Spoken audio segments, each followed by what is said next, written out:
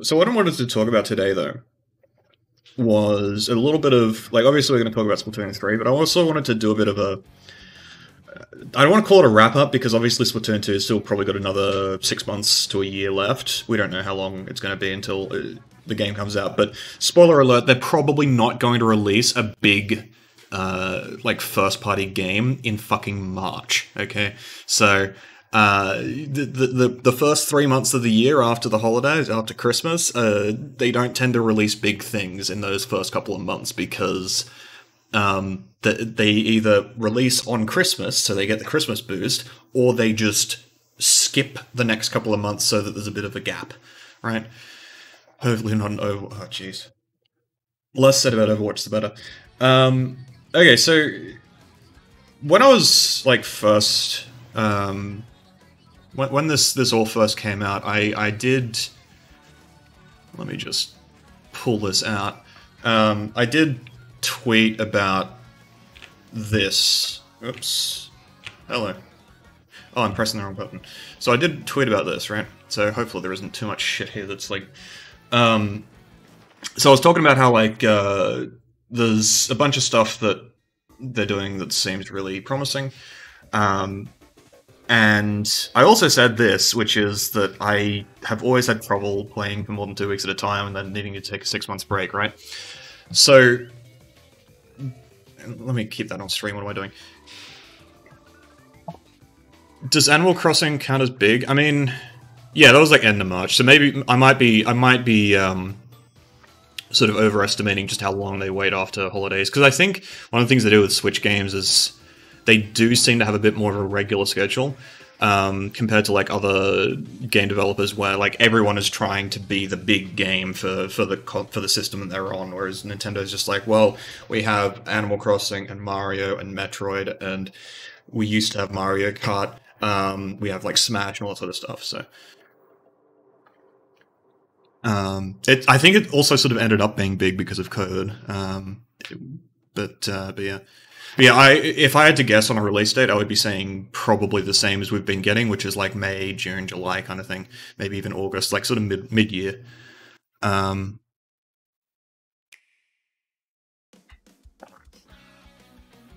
Roundy, please. Yeah, Nike.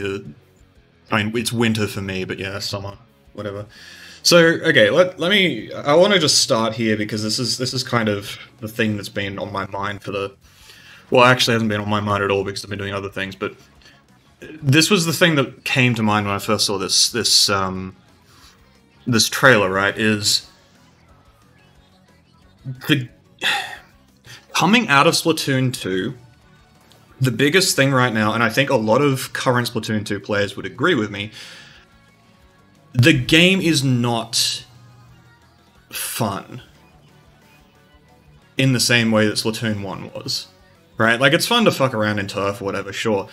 But the game, as it is in Splatoon 2, is not fun. And it's not just about K-52 memes or anything like that. This has been a problem since the very beginning of Splatoon 2, and you can see it in the way that they've designed weapons. I've made this point a bunch of times before. When the game first came out, you could see where they were going with it. Right? You could see that they were trying to diverge away from, okay, well, Splatoon 1 is very big on, like, you've got your Krakens and your Inkzookas and your Bubbles and all these sorts of, like, personal buffs that make you insanely strong and let you just 1v4, right? So they're thinking, okay, we don't want that for the new game. We want to make sure that there is a significant divergence between the two because we're good game developers and we understand the value of making a game feel different. So we'll make the game feel more teamwork oriented. We'll say like, okay, everyone needs to work together to get the most out of their specials. I think they even said that the special design was such that it would feel weaker than Splatoon 1 if you used it wrong, but stronger than Splatoon 1 if you used it right and combined it with other specials. I disagree with that, but we'll get to that.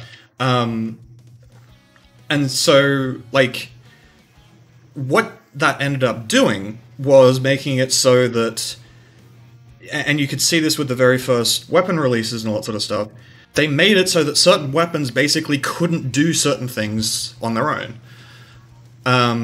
short-range weapons had no real way of, like, getting in without armor. Or flanking, obviously, and whatever, which requires other kinds of team support. We'll worry about that another time. The mid-range weapons had no subs. They all had fucking point sensor. Charges and whatnot were stuck with... Well, firstly, I don't even remember how many charges and like, long-range weapons there were in the game at the start. Because one of the biggest problems, one of the reasons why Rapid Blaster was meta for so long at the start of the game, is because it was literally the longest range weapon that was any good. So I don't know, like...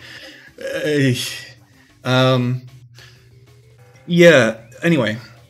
So, early Splatoon 2 was a mess, and... to their credit, they did kind of turn it around, but they also kind of had to live with the direction that they were going in, which is why, like, to me, the whole thing that Splatoon 2 is just not a fun game, that, I think, boils down to they had to make a decision when they started making the game of what direction they were going to go in, and they stuck to that direction. And I would actually say that they were really good at doing that. I would say that the direction they went in with Splatoon 2 was really, really good. Sorry, let me start that again. The direction they went in, they achieved it. Like, they knew what they wanted, and they went for it, and they got what they wanted out of the game. And now they're sort of realizing, you can see with, like, the Kenzo weapons and all that sort of stuff, oh, hang on, turns out if you make every weapon, like, exactly the same as every other weapon, it makes it really boring, and it makes it so that people don't get to play the weapons they like, because there is no reason to, say, pick Pro over... any of the other mid-range weapons that don't suck. So, yeah. Yes, they were, Keta. That's a very good way of putting it, and to be fair, what that means in the context of Splatoon 3 is that, okay, we've got a shit game, but they were very good at making that shit game. So if they make a good game, they can probably be very good at making a good game. Right? And you saw this in Splatoon 1 as well, especially, what was it, the 2.7 patch or whatever, the big one that added, like, special depletion and all that sort of stuff. They had a really good way of handling Splatoon 1 that made it really fun. Right? So, you know that they're going to make a good game if the game is good. It sounds like a bit of a dumb thing to say, but I hope that sort of makes sense. Sup, go. Also, I need to do something about my chat. It's sort of like, really hard to keep it on my screen, because, like, I've got my OBS on my second monitor, so I can actually see you guys. Anyway, that might be a bit better. Okay, so, Splatoon 3, and I don't care about... Okay, I don't care about this. I do not care about this. Well, I care about the first minute of this trailer. If you want to look at someone talking about the second minute, go, like, watch Rassicus or something. So, alright, Splatoon 3. What the hell is going on with this game? I'm gonna say that... I'll give you guys a disclaimer. Most of what I'm gonna say is going to be very reserved. I'm not gonna be saying that I'm hyped out of my mind or anything like that. Mostly just because I know better than that. Like, I don't think you could get me hyped about a game anymore. It's just not a thing that happens. Unless it's like a Trails game or something like that. But less said about that, the better. So, alright. We know from the outset that they're trying to make the game more fun to just play. Right? So that means movement tech. Movement tech is always fantastic. Hey, Madison. Movement tech, movement buttons, not movement tech, is always fantastic, right? Whenever you're able to just move quickly through the map, and have a lot of expression in the way you move and all that sort of stuff, it always feels good, because it always feels as though you have something that you can do in any situation. And that's really, really important. Splatoon 2, one of the reasons why you guys all feel like it's a crap game, and I agree with you, is a lot of the time in Splatoon 2, it feels like you don't have anything that you can do. It feels like, I can see exactly what the enemy team is doing, but I can't do anything about it because my weapon doesn't give me the ability to do so. With this mobility stuff, what will end up happening, and not this mobility stuff, this is a different mobility thing, but all this mobility stuff means that you'll be able to actually outplay people. And this is one of the things that Splatoon 2 does really poorly, okay, is when there is a skill gap between two players, or not even just a skill gap, because keeping in mind, this is an FLC stream, which means we're talking about, like, models of advantages and all that sort of shit too. When someone has a strong advantage, or when someone has a skill advantage, like, so let's say you walk up behind somebody, right? And you start shooting at them. If they're moving, you don't actually have that much of an advantage. I know that sounds weird, like, but you can just hit them. It's like, if you completely outposition somebody and, like, get a flank through the map and they don't see you, and you come up behind them and they're moving, and you still have this, like, you still have to hit that moving target who is moving erratically, and if you miss, you die. Okay? So flanks actually don't feel that good, and I know some people in chat are saying, like, hang on, that doesn't sound right. Yeah, that's because in a solo queue, people don't move, so when you flank, you kill them, right? There's no problem there. But then you go into competitive +3, +2, +1 kind of thing, and suddenly people are actually moving all the fucking time, because you have to do that in this game. And so you come up behind somebody, you start shooting them, it's like, what? You just whiff, oh no. Obviously, yeah, don't whiff, that's fine, but, like, the point is that in, like, Splatoon 1 and all that sort of stuff, you typically had weapons that would just instantly kill people who didn't know you were there. Like, you had, you know, your burst storm combos, or your, you know, you had your dynamo roller, or, like, with stuff like T-Tech, you'd have, like, an Inksuka or something like that. Like, there were always, like, tons of things you could do to just instantly kill people who you had an advantage over. And obviously the skill expression is the same kind of thing, right? Where if you're really good at the game in Splatoon 2, you end up with a 60-40 against your average +2 player. So that leads to inflated egos, and also people like Kyo just being miserable because they're, like, watching people just fuck up everything they do, and then they can't actually... It's like, I'm losing to these people, what the fuck? And yeah, so coordination as well. Yeah, so Shara, yeah, coordination is a big problem as well without the communication options, for sure. Yeah, and as, yeah, Epic Pikachu said the same thing, yeah. So, alright. As another kind of thing with Splatoon 2, one thing I did like about Splatoon 2 is that it meant the design of the game being kind of more nuanced and I guess understated. I've just got this flashing screen on my left-hand side, and it's just distracting me. One thing that I did like about Splatoon 2 is that there is a lot of nuance, right? So in Splatoon 1, it was very much 4 squids beating the shit out of each other with clubs. Whereas with Splatoon 2, it's more like an actual tactical sort of experience, right? So that means that people have to understand the game more. And by people, I mean me. Because let's just not go there. So, like, in Splatoon 1, your solution to a lot of problems was to press the Kraken button. In Splatoon 2, it's more like, okay, I need to understand exactly what this special does to the map, right? Like, I activate Inkstorm, I activate Ray. How does that make people move? How does that change how does that change the map? If I stand here with this weapon, what is that going to make people do? It's sort of a cause and effect kind of thing, as opposed to I am Kraken, hear me roar, and then just if anyone is still standing near me, they die, and it's like, what the hell is wrong with this person, right? Splatoon 1 was very much a single-player game in that respect. It was sort of...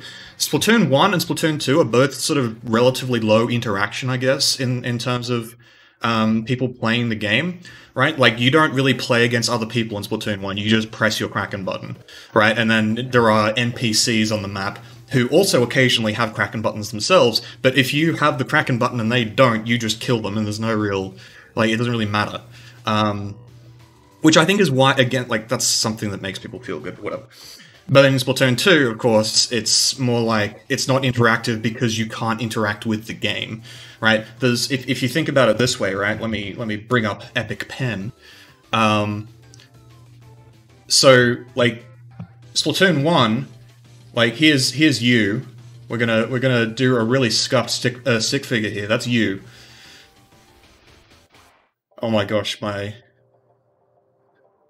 Okay, so that's you. All right. So this is you. You're playing the game. Now, what happens in Splatoon 1 is you talk to Splatoon 1, right? And then Splatoon 1 is like it is sort of talking to all the other people. So let's do some more scuffed stick figures, right? Oh geez, the pink on the red doesn't really work, does it? All right, so let's do some other scuffed stick figures here, right? So here's the thing, right?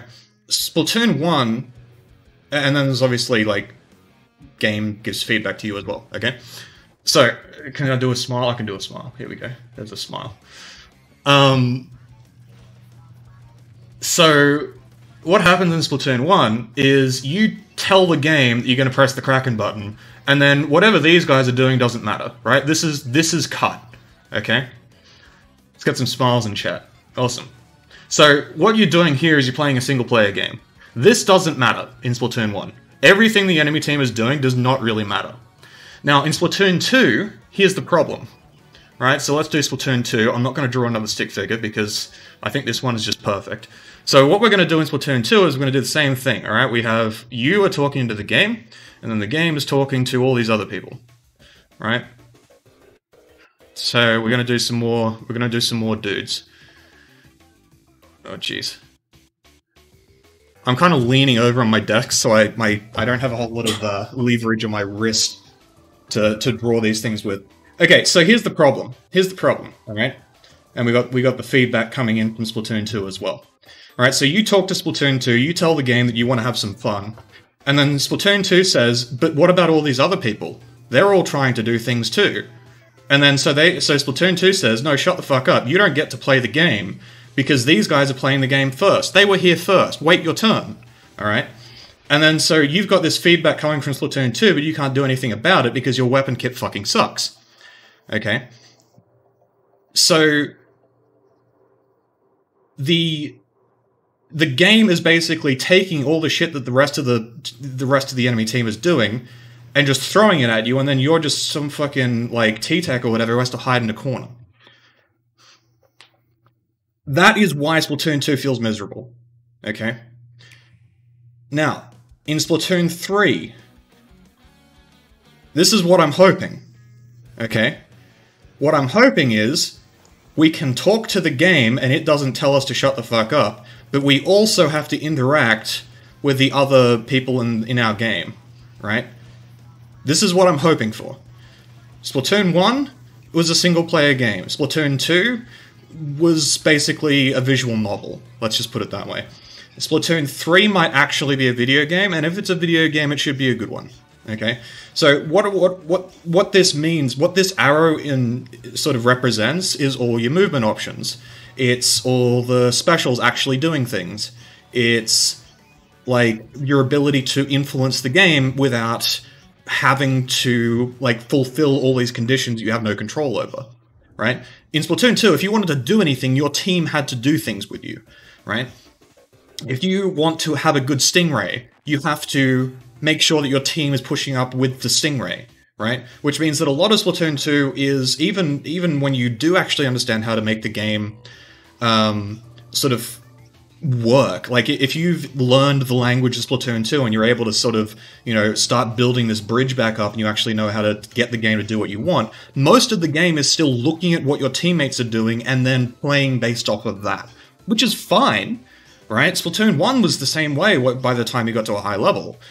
But it's like, it's still scuffed, right? Like you still it's like scar tissue, right? Like this is actually what the path between you and Splatoon 2 looks like when you're good at the game.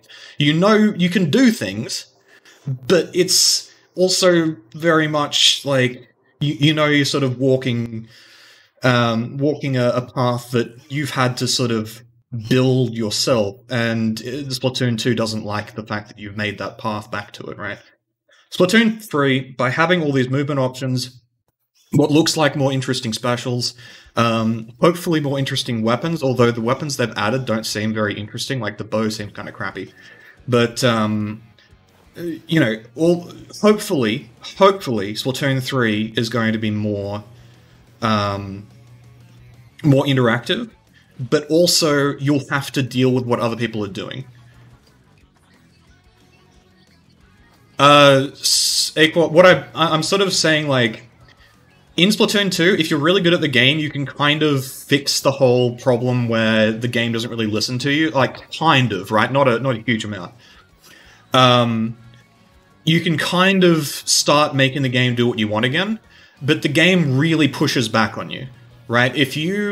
So, a really common way that this comes up is if you're playing solo queue, like people always complain about, oh, I get +1 -20 for solo queue. What's actually happening in solo queue is, in order to get really good at solo queue, and you see this in people like, what's his name? Shockapero, you have to, like, know exactly how the game is going to play out, basically. And what that means is, if you're carrying in Splatoon 2, and you die, you lose, okay? Because think of it this way. You've got a game where the entire premise of the game is that you're playing off your teammates. Now, if you're the teammate that everyone else is playing off of, and you're getting 15 kills in the game, and you're carrying the game, and you're making it so that everything happens, as soon as your influence is gone, you lose. That's how Splatoon 2 is.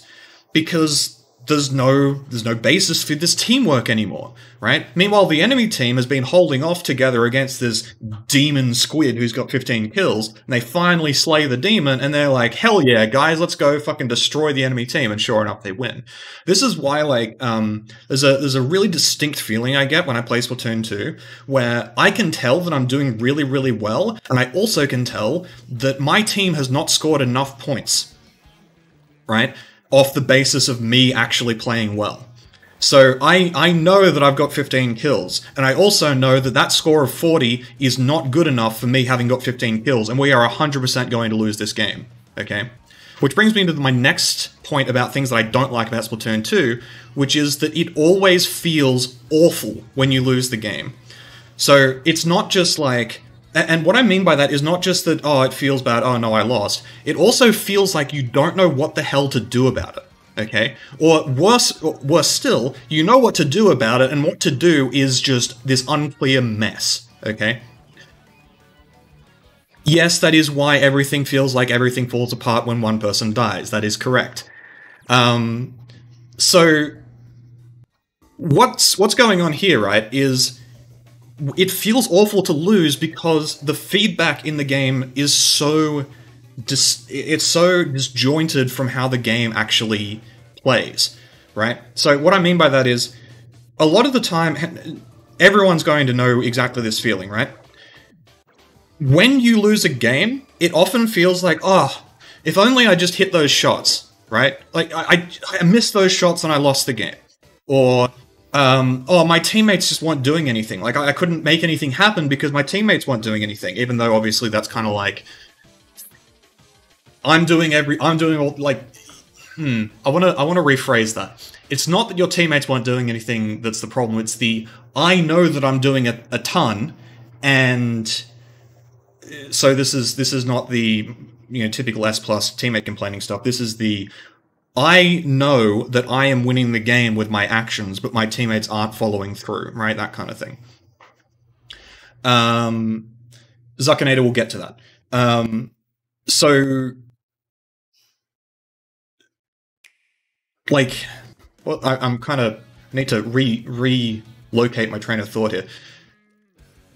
You always feel like when you lose in Splatoon 2, there is something that you're missing, right? I could have done this or this better. But then you also don't really know for sure, right? So in Splatoon 1, it was very obvious when you fucked up. So for example, if you activated Kraken at the wrong time and you just whiffed your Kraken and the enemy team got a push out of it, it's like, okay, I know exactly what I need to work on, right? I can fix my Kraken usage.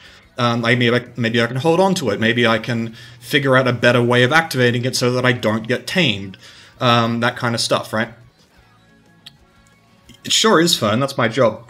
In Splatoon 2, it's more like, I mean, do I have to hit more shots, or do I have to like what do I actually do to win this game, right? Yeah, Shara, I was about to say, Splatoon 2 weapons are not broken, they all suck. Yeah, but yeah, Splatoon 1 is definitely busted weapons. Yeah, exactly, Arbiter. Like, you don't know what you could have done better, or worse still, you get red herrings, right? You don't know, like, you think that there was something you could have done better, but it actually wasn't the problem. No, Shara, there are no good Splatoon 2 weapons. Every weapon in Splatoon 2 is bad. Every special in Splatoon 2 is bad. It's just the least bad weapons are the ones that that end up being meta. So, okay, let me go back to what Luigi Fan was asking here. So, someone who played Splatoon 1, is the main reason why it was just a solo game, why was the solo game just the specials, or are there more important factors than that? So, with Splatoon 1, yes, weapons also mattered. So, it was a combination of things like, so Slosher had a burst bomb, right? So they would actually give strong main plus sub hits to weapons as well. But also things like Range Blaster. Blasters in general were very strong because the nature of special usage was if you got a Kraken out of somebody by like hitting them with a blaster shot, that was really valuable, right? Because the Krakens are really slow to charge and all that sort of stuff. So instead of Splatoon 1, you also had weapons like Range Blaster, where you could jump direct people, and it felt really fucking good because you had this really strong weapon, and you also had this sort of skill curve where once you learn how to jump shot properly so that you're accurate with them, you have this really mobile weapon that it's like a blaster. So why is a blaster mobile? Well, it's mobile because it paints its feet. And so you can jump around, like you shoot, you just get this giant trail of ink. Hey, good to see you, Shell.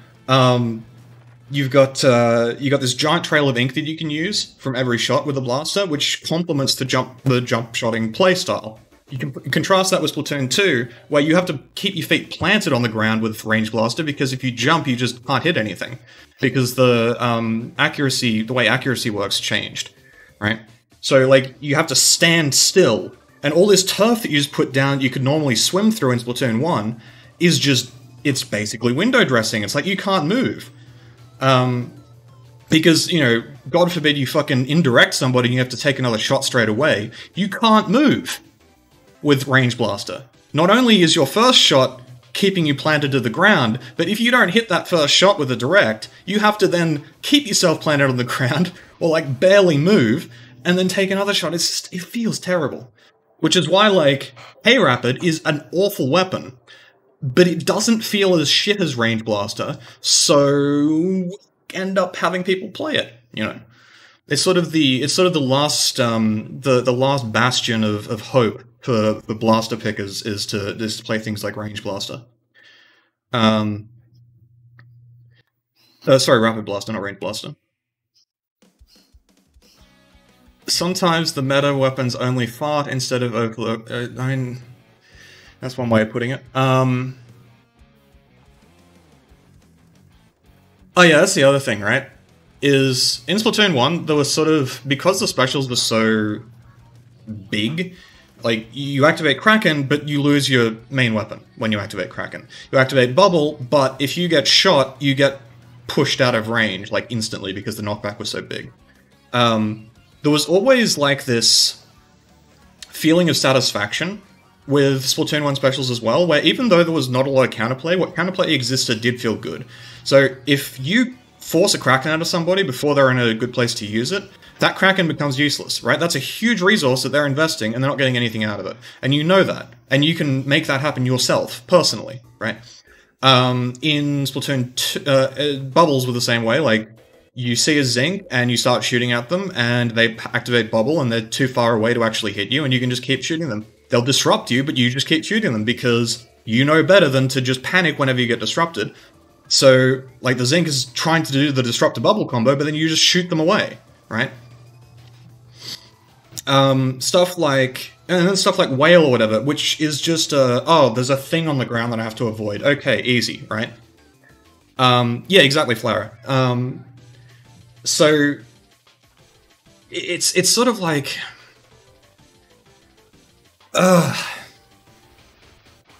I'm just, the Splatoon 2 way of handling things by comparison is just, it's painful.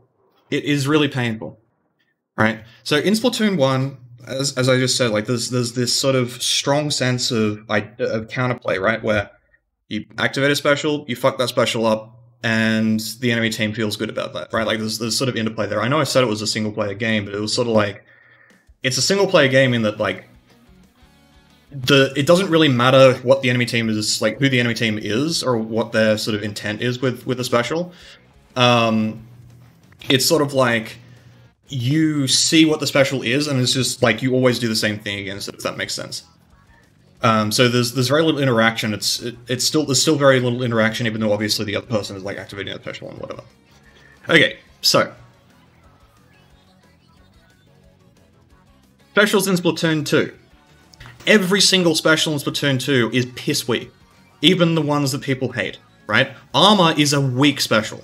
Stingray is a weak special. Like think about what Armor does. Armor gives you 30 HP. Wow, amazing. 30 whole hit points. That's like a 10 attack shot.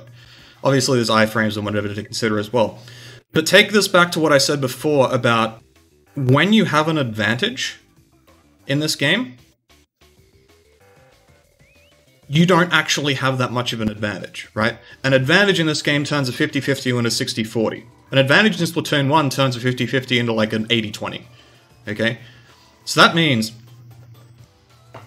when you have a special, like Armor, that is kind of shitty, like, yeah, it's global and whatever, the global thing doesn't matter, okay? Imagine global Armor in Splatoon 1. Would that be a good special? I actually don't think so. Because 30 HP, it's like, you're just gonna get burst bombed. Like, there's so many things in Splatoon 1 that are just gonna instantly remove all your armor, and they aren't gonna give a fuck. Right? In Splatoon 2, though, it's like, well, my weapon doesn't do anything, and they've just made it slightly harder to do anything against them, so that means I'm fucked. Right? Splatoon 2 specials all suck, they all do very little, but because the game has so little in the way of variance in the first place, where... oh, sorry, it's almost too much variance. There's very little in the way of advantage that you can gain over people, and so when you do get an advantage that is actually significant, it's impossible to outplay it. Right? Now, that's not to say that you can't outplay armor, in fact you absolutely can. There's a lot of things that you can do against all these specials, right? Like, you can bait missiles, you can bait, like, people in with armor. Like, you have subtle things that you can do, right? Where, like, I'll tell people, one of the biggest weakness of armor is that to get any use out of it, the enemy team has to actually be in a position to take damage, which means they're committed to something, right? Which means if you're getting them to commit, and then you can punish them for committing, right? That's the counter to armor. The counter to missiles is they have no control over where those missiles land, okay? So you as the team who's getting missiled, can decide where those missiles land. The problem is, who fucking cares, right? Because, okay, yes, you can put the missiles further back in your base so they don't fuck your team up or anything like that. Obviously, it's a very enjoyable special to actually use yourself. It's fantastic. It's so good, just like seeing a little sort of scan radius and then just like pressing a button and then just the missiles go out and then I don't know what they do after that, right? So you've got like you have this switching weapons mid-game. Normally I'd say no, but I don't think... You wouldn't want to have people switching weapons constantly. But let's just say that we do that. the idea of switching weapons mid-game, I would say you would want a pocket weapon. Switching subs, yeah, like just something that tweaks what you're doing as opposed to just a complete overhaul, right? It'd certainly make charges less shit. Oh, that's what I was going to talk about, is charges. I'm going to make a note for that later. Yeah, like, I think the thing that I would go for is having 2 subs that you can switch between. So this would fix a lot of things like the fact that point sensors suck and all that sort of thing, but at the same time, you kind of don't want point sensors to be good, because point sensors being bad means that they can handicap overly strong kits, but that's sort of Splatoon 2 logic, and I don't think that we need that in Splatoon 3.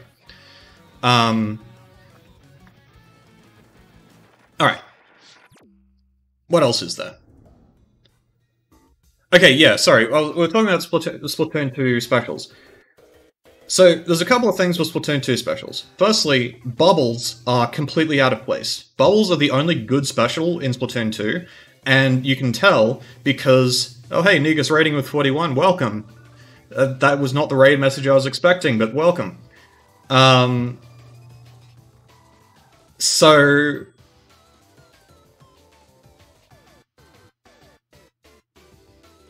Alright. That emote. Holy moly. Yeah, you certainly did, Negus. Alright, so the Splatoon 3 special, the Splatoon 2 special, let's think about this. Stingray is a shit ray, sorry, a shit whale, where you kind of tickle people across the map. They have no way of dealing with this, by the way. This is one of the few times where Splatoon 1 becomes a single-player game. Sorry, Splatoon 2 becomes a single-player game where you're using Ray. The enemy team has no real counterplay to it, aside from, like, jumping around, moving vertically, all that sort of stuff. And when you die to Ray, it doesn't really feel like there's anything you can do about it, which is sort of this problem right here again. Even though obviously there is, it's just a subtle thing. So, whenever you have a subtle counterplay, yes, you can do it, and like I can sit here and look at a VOD review and say, well, this person could have done this, it would have subtly countered the enemy special. But I don't think that's a whole lot of solace for the person in the game who is dealing with this bullshit.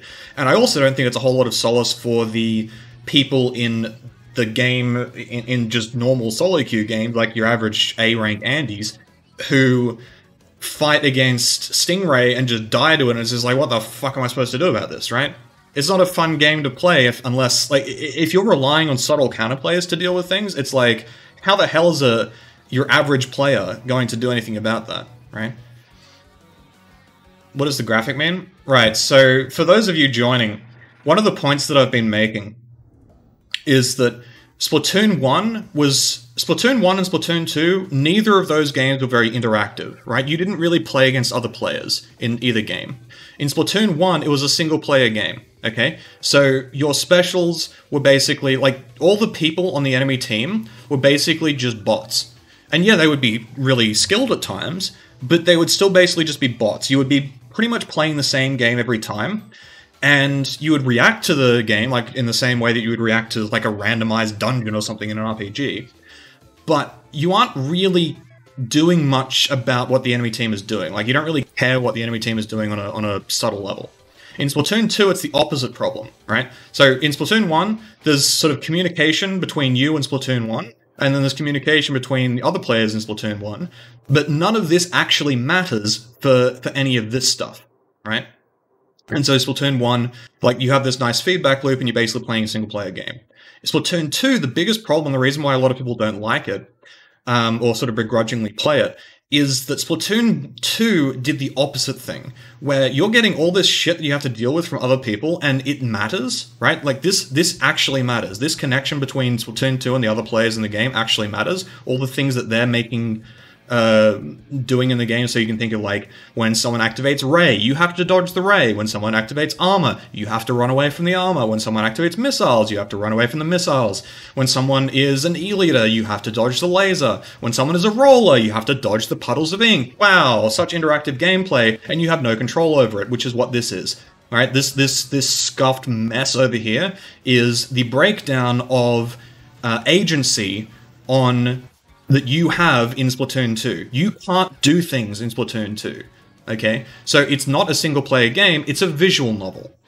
Splatoon 3, hopefully, is fixing that, okay? Where the movement options make it so that this becomes a thing again, this pathway between you and the game. Splatoon 3 also should have this still, where the other players in the game also matter, okay? Where you can do movement tech, insane movement tech, and do crazy things, and dodge and like counterplay and all that sort of stuff, but so can the other players, and then you have to play off them, right? So there's an actual sort of player versus player element here, which is the first time in this entire series. Okay? So that's what this graphic is. Yeah, Splatoon 3 fucking... oh gosh. Sorry, Splatoon 2 specials... look, basically... Splatoon 2 specials are both really fucking terrible and also overpowered at the same time, and to summarize, I think I was saying this before Negus viewers hopped in. To summarize what I was getting at with that is, in Splatoon 2, you don't have much advantage. It's like a... when you have, like... when you're, like, just way better than somebody or whatever, it's only like a... so normally, like, you'd have a 50-50, right? In Splatoon 1... if you're way better than someone, that goes to, like, 80-20. And in Splatoon 2, it goes to, like, 60-40. I miss having a stylus. Right, so, and this advantage can come from anything, right? This can come from player skill, it can come from special usage, it can come from outpositioning people, it can come from teamwork, it can come from anything. The advantages that you get in Splatoon 2 are very, very small on an individual level, right? So, one of the things that I'm constantly talking about is how, and when I, like, coach people, I'm talking about how, like, the game exists in, like, half-second increments at a high level, right? Advantages in 3, I mean, I'm happy with either this or, like, just 70-30, that kind of thing. I don't want it to be 100-0. 100-0 is boring. 100-0 is boring. 100-0 is boring. Because the problem with 100-0 is then, that makes it so that every time you fuck up, it feels awful. And in Splatoon 1, it sort of felt a little bit like that, right? It sort of felt like you had a lot of agency over the game, and if you fucked it up by having a bad crack or something like that, and you lost, it was like, it kind of yikes. Of course, Quick Respawn alleviated that to some degree, but that's fine. So and again, this is on an individual basis, right? So in Splatoon 1, when you as an individual had an advantage over someone, you were just killing them, right? You had some insane main weapon that could just instantly blow people up if you get close. You had some insane special that could, again, instantly blow people up. And so on and so on. In Splatoon 2, you don't have that. In Splatoon 2, there is a huge emphasis on constant movement. In Splatoon 1, there is too, but it doesn't work as well because there's too much AoE. In Splatoon 2, there's an emphasis on constant movement. If you are not moving in Splatoon 2, you are throwing, okay? I cannot understate that enough. In Splatoon 2, you have to be moving at all times. No exceptions. I don't care if you're a fucking E-leader, okay? Yeah, Soldier, I'm well aware of that. I know, okay? But look, I forgive people for doing that, okay? I understand. I understand why people want to do that. I know that I can sit here and say, look, there is a counter to armor. It's a conceptual counter. It's very subtle. It works, but it's not very satisfying. And because it's not satisfying, I know fully fucking well that the most satisfying thing you can do in this game is kill someone who has armor. Right? You just 1v1 them and you fucking destroy them. And when you do that, it feels good because you know it's the one time, the one opportunity you have in this game to actually dunk on people. The counter I'm talking... I mentioned this already, but the counter to armor is that armor forces... like, if you get anything out of armor, it's because you've gone in, okay? In Splatoon 2, there's a lot of ways that you can zone people. And you can sort of have this structured retreat kind of thing. So, if you let the enemy team come in, like, you just give them it's sort of enough rope to hang themselves kind of thing. They have to go in with armor. They can't not go in because otherwise the armor's wasted. So you use that against them, right? They have to come in, They do come in, you chip them out with... I hate using the term chip damage. You AoE them with, like, burst bombs and splat bombs and just AoE weapons and shit in general. And then, as soon as they're too far in to retreat, as on account of having, like, used armor as a buffer, you fuck them up, okay? Now, of course, the problem is that when you layer specials in the right way, armor never has this problem, but yeah. I don't like the term chip damage because it's sort of, well, the term chip damage in, like, a fighting game is damage that goes through blocking, right? It's kind of weird. It's sort of very, very insignificant. Also, because... So it doesn't really describe what's actually going on. The second thing is that chip damage in Splatoon 2 is basically useless, because unless that damage is still on somebody when they start fighting, which it won't be because it takes a second to heal it and you're probably not going to hit them in any meaningful way, if damage that doesn't threaten to kill people fucking sucks. Yeah, poking is a better way of looking at it. So, like, if you hit someone with a random burst bomb, that burst bomb means literally nothing. Like, the most that you will do with chip damage in Splatoon 2 is make someone, like, delay a push by 2 seconds. The only way that it actually matters is if that damage is still on that person when they are fighting somebody, or, like, you have multiple burst bombs that can all do damage at the same time, in which case it's not poking, it's not chip damage, it's an assist. Okay? You're just killing them. It's an assist.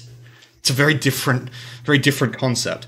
Chip, the whole idea of, like, doing a bit of damage to somebody is completely fucking useless in Splatoon 2. You heal in a second, okay? And not only that, but when you take chip damage, you're in your own ink, so that second is, like, that is not delayed by standing in enemy team's ink or anything like that. You instantly start healing a lot of the time. Not only that, but then you also account for latency and shit, so the actual amount of time that damages on somebody in any useful capacity is like half a second, because they're already healing on their screen. So yeah, chip damage is useless, but that's a different conversation. Okay. Where was I? What do I like about Splatoon 2? So I've mentioned the amount of nuance and whatever, so it's like, what about Explo? The thing with Explo is that you assist yourself. Like, you hit somebody with Explo. Yeah, so the problem with that was actually kind of related, yeah, because in Splatoon 2, so for those who missed it, in Splatoon 1, the healing delay was 1 second. In Splatoon 2, it was 1.5, and then they changed it back to 1 second. The reason for that is there are a couple of reasons for that. One is because enemy ink was just too fucking annoying, right? If you touch enemy ink, you just... Okay, well, I guess I'm waiting for a second and a half again. Yeah, Ray was a problem, but it wasn't the problem. It was mostly the fact that, like, whenever you took any damage, you just had to stop doing anything. So if anything, chip damage was too strong, right? It just completely fucked with the flow of the game. And it felt terrible. And on top of that, because, like, it's only half a second, how could that feel terrible? The reason is because usually people had the muscle memory, and I use that term advisedly, of healing after 1 second, right? So they would be like, okay, I should be healed by now, but I'm not because I still have a half-second delay. So I realize that because I'm a good player and I can tell what the vignette around my screen is telling me. So I have to stop again, so I've waited for a second and a half, but it hasn't actually healed me, so I have to sit and wait for another second and a half. So it actually ends up being almost a 3-second delay because it's just like constantly messing with you and your timing. And as Nike said, right, like there's so many instances where like just a tiny little bit of ink would just completely reset your regen. Like obviously, yeah, okay, just get used to it. Like it is a fairly valid sort of thing, but also it just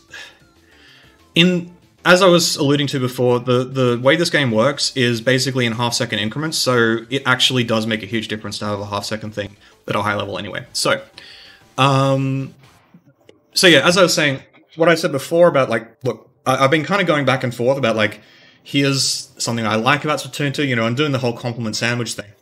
So Splatoon 2 was really nuanced and really intricate compared to the slugfest that was Splatoon 1, so we had to actually learn the game a lot better. Another thing that I mentioned is that they designed the game very competently. I didn't like the direction they went with the design, but they did achieve that design. And they did the same thing in Splatoon 1, so that means that in Splatoon 3, it's probably going to be good, right? If they have a good design basis in Splatoon 3, they are going to hit their targets, okay? That's really good. That is actually surprisingly fucking rare in the game industry. Anyway, and, like, obviously, another thing, just for the sake of saying it, like, I did actually quite like the whole aesthetic in Splatoon 2, and I like the Octo expansion, all that sort of stuff, which I don't think anyone really is here for, but just, you know, I do actually appreciate the lore to a degree. But basically the thing with Splatoon 2 was the game, people had to push the game. In Splatoon 1, to a degree because of this, right? To a degree, there was no reason to push the game that hard, right? So why, for example, would you care about any of the finer details of positioning and sort of special effects and or how the map works and all that sort of stuff? Like, what use is my whole fucking engagement model in Splatoon 1 where you just press Kraken? Alright, or you engagements don't actually happen because you just instantly die to a burst bomb combo or a range blaster direct or whatever, right? The amount of stuff that was in Splatoon 1 that just made the game a slugfest. Yeah, no, I'm pretty sure a lot of people kind of appreciate the aesthetic. I mean, how many people are more interested in how they look than what their gear is? Like, that is the end game, right? So yeah, Splatoon 1, and this is going back to the, like, should it be 100-0, should it be 70-30, whatever. This was a problem, in a sense. It meant that you didn't need to push the game super hard. You could, and I did, and certainly other people did, but there was no reason to, right? Like, you didn't really get anything out of it, because at the end of the day, all you're really trying to do is just get into 80-20 position more often, and you didn't really need to do that often. Like, you just needed one, and you would blow the game open.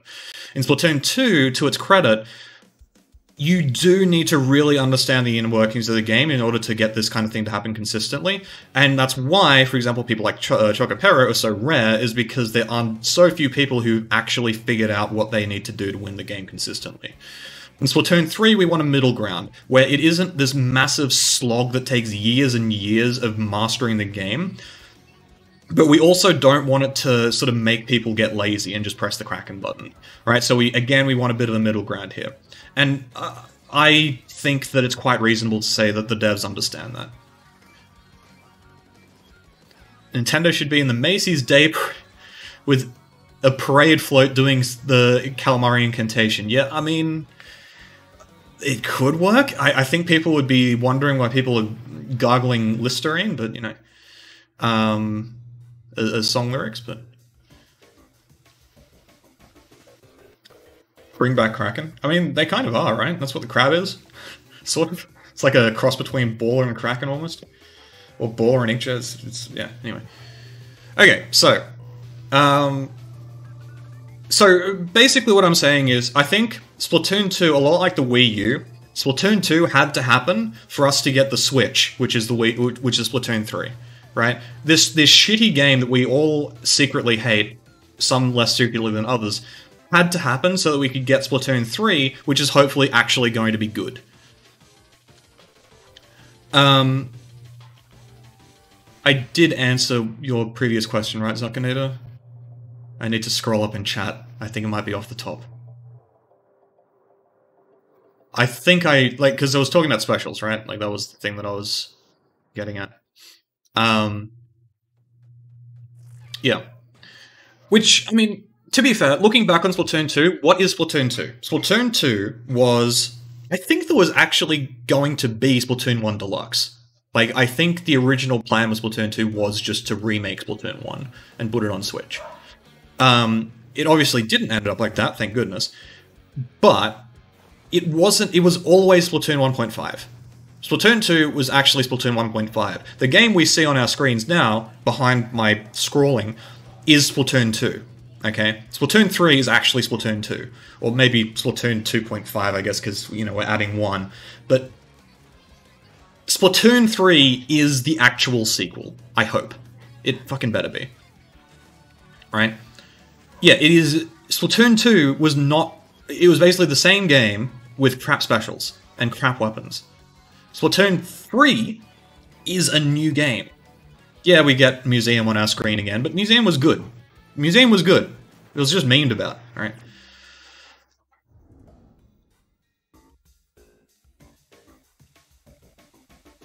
Yeah, Kyo, I mean, to be fair, like, the reason why that was a problem in Splatoon 2, and that was their sort of go-to nerf, is because they didn't have anything else to fuck with, right?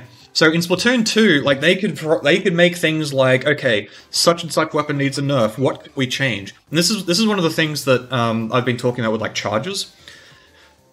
When you're designing a game that's competitive, you need to have lots of different things that you can tweak, okay, in order to nerf and buff and whatever. In Splatoon 1, they didn't actually build enough of them into the game to really do anything beyond, like, okay, light depletion, you know, that kind of thing. In Splatoon 2, again, they had the same kind of problem where, like, okay, what are we going to do to change Vanilla Pro, right? The kits are locked in. We don't change kits. That's just their thing.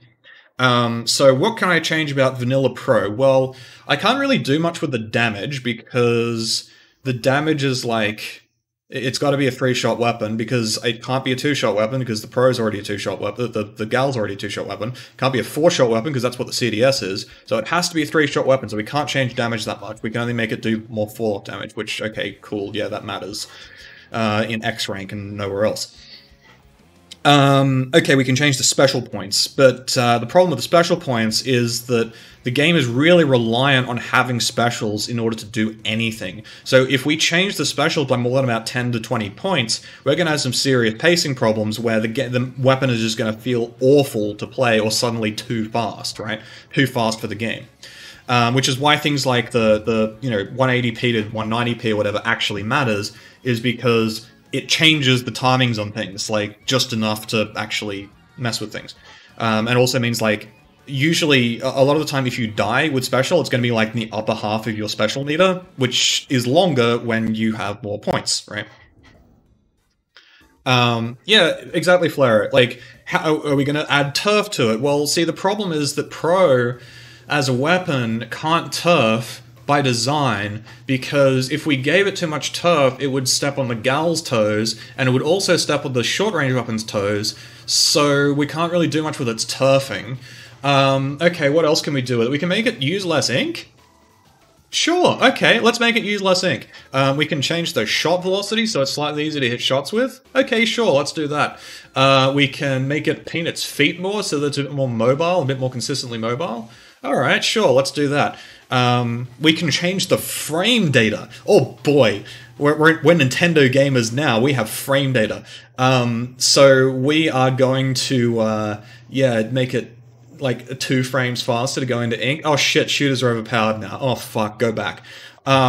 So yeah, it's like the things that they could actually do about with Splatoon 2 weapons were not particularly sizable, right? And with Splatoon 3, you could do things like, okay, maybe you can shoot while you're backflipping or whatever, and there's an accuracy value tied to that, so you can change accuracy.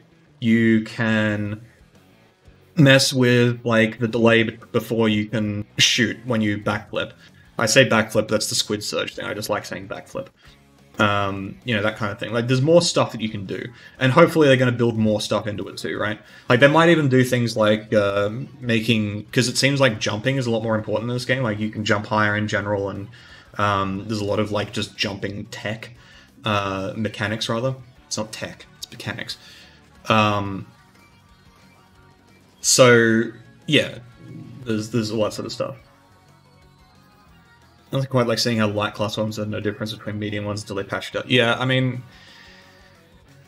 that was another thing. Lightweight needs to fucking go. You can kind of see...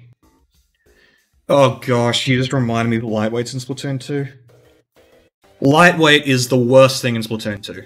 I'd actually suppress that. You can't even suppress it. It's not how minds work, but... Lightweight is the worst thing in Splatoon 2. Holy fuck. Like, especially if you're a short-range user. NZAP can fuck right off. Sure, Keta. Just click on my videos button, you can watch it for yourself. Uh, oh my fuck, I hate lightweight. Jeez. Like, okay, I try to play T-Tech, and every time I try to play T-Tech and then pick, like, NZAP or something like that, it's just like, why the fuck would you ever pick T-Tech? It's just so stupid. But, again, I'm not gonna blame the devs for doing that, because they kinda had to. Yeah, what Toad said as well. Nobody fucking knows the lightweight's a thing, aside from the fact that, oh wow, NZAP feels really good. It's like, you have to actually be a competitive player to know what lightweight is. Oh, it's dumb. Oh, I hate lightweight. I hate lightweight so fucking much. It goes back to the 60-40 thing, right? It's just like, you need every tiny little advantage you can get. You need every tiny little advantage. And swim speed is not a tiny advantage. Swim speed is fucking insane. Right? And again, it's fucking insane because everything else sucks, right? Swim speed in Splatoon 1 was cool and all, but it was just like there were other options, right? You didn't have to just go for mobility.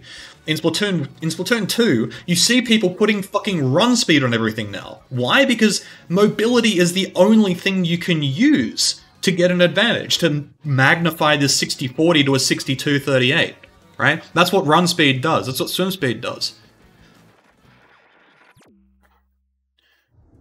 Yeah, there's definitely a gateway flare. I think they do a decent job of putting tutorial stuff into the game, and like I've memed about this before, about how like the Sheldon text actually is pretty helpful to people. The problem is that people don't read it. So there's always a bit of an issue with explaining game mechanics to people, because, you know, when you're in NA, when you're talking to people who speak English, they never read. So it's like, yeah.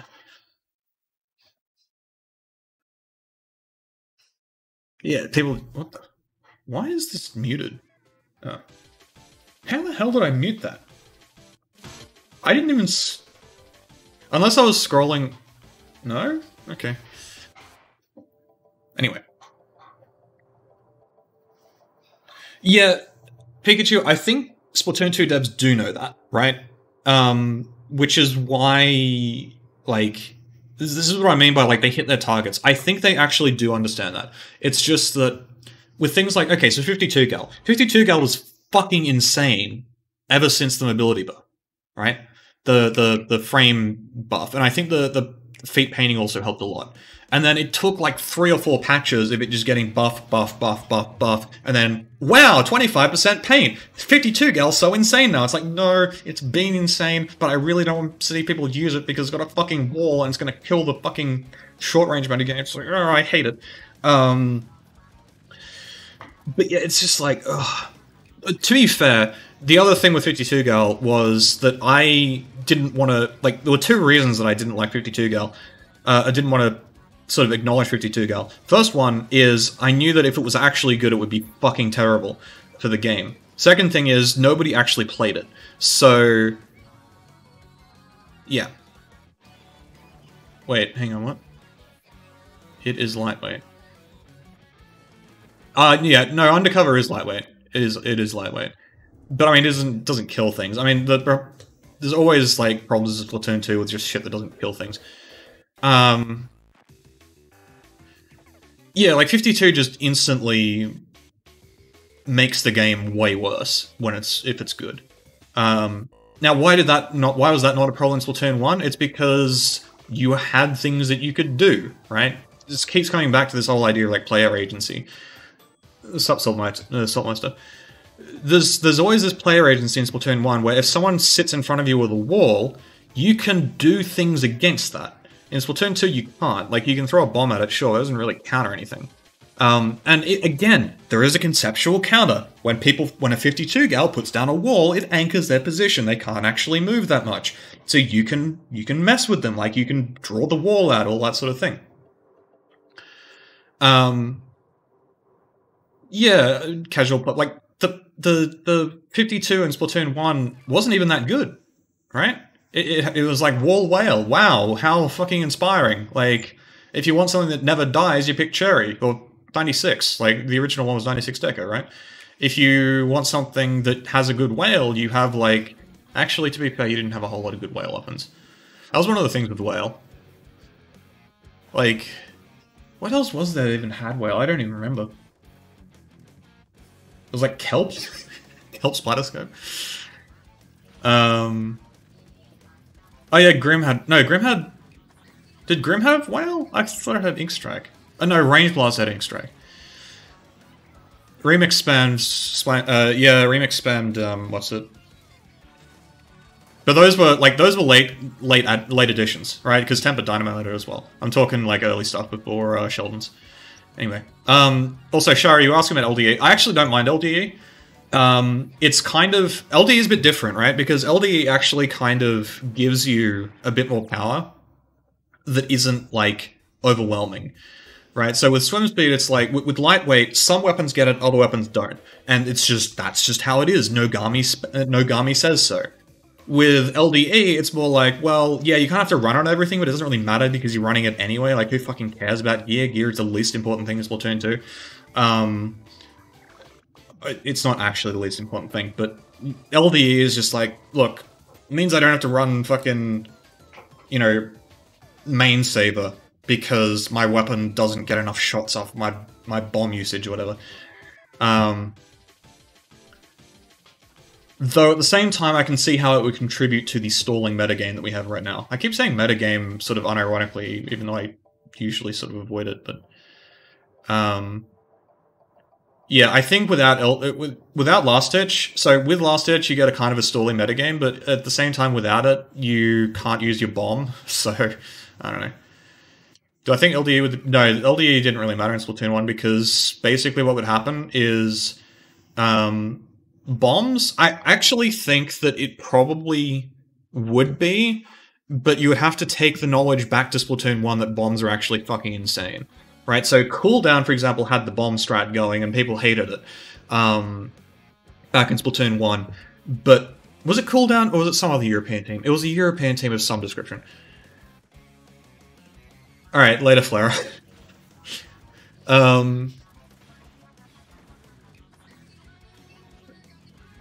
Sup to Shiro. Welcome. Having a bit of a ramble. I mean, look, I try to make things entertaining even if you have no fucking clue what's going on. What was it? So, yeah, there was the bomb strats in Splatoon 1, so they worked, but people didn't really bother with them because burst bomb combos fucked with QR too well, and a lot of the time, like, if you kill someone with a bomb... See, here's something that happens in Splatoon 2. Bomb kills in Splatoon 2 are, like, way more value than than normal kills. The reason is because of engagements. I'm not going to go into all the details of that because I think people are mostly here to just vibe about Splatoon 3. But basically, when you get a kill with a bomb, you don't have to actually walk up to that person and shoot them. You can be doing something else while you kill someone with a bomb. Nothing else in the game works like that, aside from like a couple of specials like Tenor Missiles, right?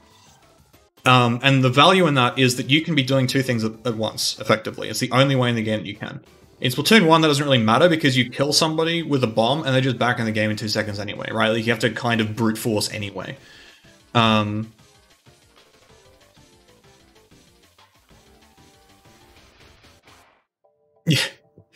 Yeah, I mean, I think a lot of people like that, Saltmeister. Yeah. I would pick you up. Who is what? Yeah, Hitzelot's so fucking useful. I mean, to be fair, it kind of did take people out of the game for a fair while, but... actually, was a disrupted timer longer than quick respawn? I don't remember. I don't think it was. It was like, what, 3-4 seconds? I don't remember.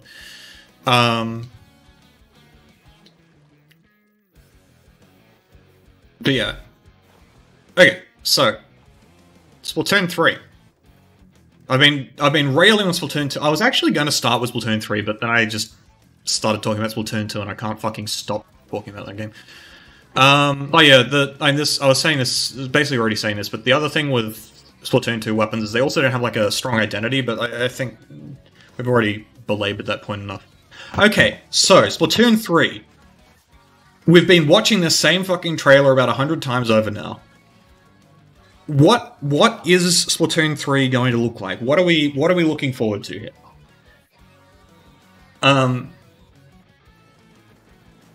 What's the video looping in the background? This is the Splatoon 3 trailer. Yeah, I mean, look, everyone wants the game to be fun, okay? And I think a lot of the sort of problems that Splatoon 2 has community-wise, whatever, like niches, all that sort of stuff, and, you know, plus 2 being super exclusive even though everyone fucking sucks and all that sort of stuff, is people are just trying to have fun, right? They're trying to meld this game that is not fun into something that is fun. And it's very hard to do that when the game is just not fun. In Splatoon 3, fun game, happy gamers, you know? So that's obviously a huge thing.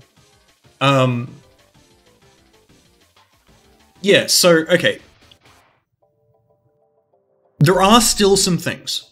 There are still some things that I'm a bit concerned about. First thing, charges. So, charges are terrible, okay? I need to understand... Look, I know some people don't agree with that.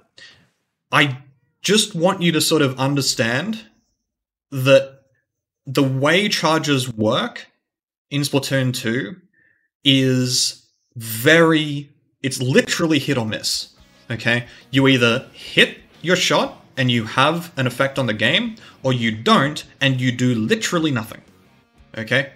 So, what is the problem there? Well, the problem is, in Splatoon 2, because the entire game is basically hiding behind a wall until you have special, the times that you actually have to do things in Splatoon, with a charger in Splatoon 2, are very minimal, and on top of that, it makes it so that everyone has to hide behind a wall until they get special, right? Like, it's kind of a back and forth kind of thing of charges ruin the game for everyone else, and then in doing so, they ruin the game for themselves, right? Yeah, exactly, Hazard. It's like, they get one shot, they get like 10 shots a game, and they have to hit all of them. If they miss any of them, they can just lose the game, right? This was the thing in Splatoon 1. One of the things that it took me a while to kind of understand... Fuck sake, Chad. One of the things that happened in Splatoon 1 that took me a while to understand was, like, why am I getting these games where I get 20, like, go 20-1 with E-Liter? And why am I losing those games? Right? Because surely 20 kills, 1 death, high impact, right? No. So in Splatoon 1, you had the same problem. This was sort of the omen, right? Of when a charger player dies, you fucking die. You lose. Like, you're done. You can't get back in, right? Because chargers suck at pushing. I'm not going to go into the details of that. I've done way too many rants on it, and I want to eventually get to my point here. Right. As Kyo says, like, charger makes people have to sit behind walls because they don't want to get one shot, but then it also means that in order to actually have effect on the game, the, like, 5 one-shot opportunities that you get per game, you need to hit all of them, okay? Now, why is this relevant for Splatoon 3? Compare, if you will, the shit-slow nature of Splatoon 2, where basically you're walking around butt naked for most of the game unless you have armor, right? Where basically if you're out of cover, you are charger bait, okay? In Splatoon 3, you have movement options. And not only that, you have a couple other things we'll get to. So you have movement options, okay? It's going to be way harder to hit charger shots, but you're going to get more charger shots to hit, which is a problem, because what's going to happen is charger players who can't hit shots, which is the extreme majority, like 99.9% of charger players cannot hit shots, they will all be completely useless, and they will feel like shit and hopefully drop the weapon. Hey, welcome, Sapphire.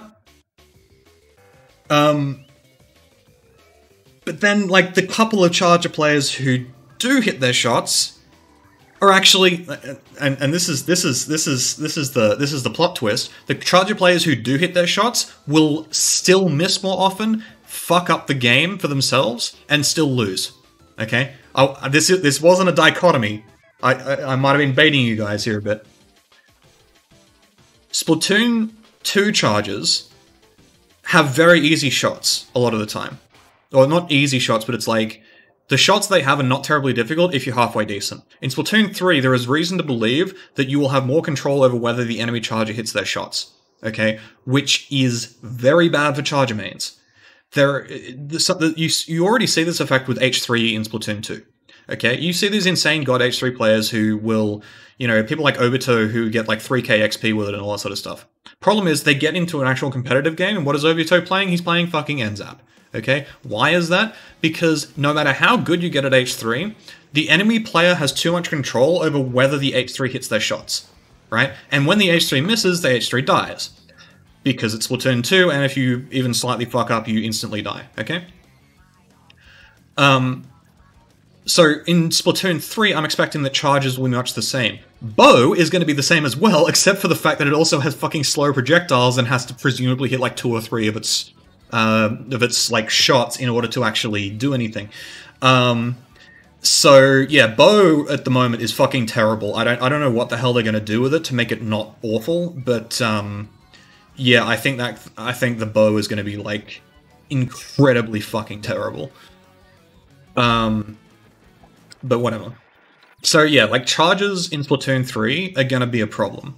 Not in that they're going to be overpowered, it's going to be that they're still really, really polarized, except that I don't think that the top players will have enough control over whether they hit their shots.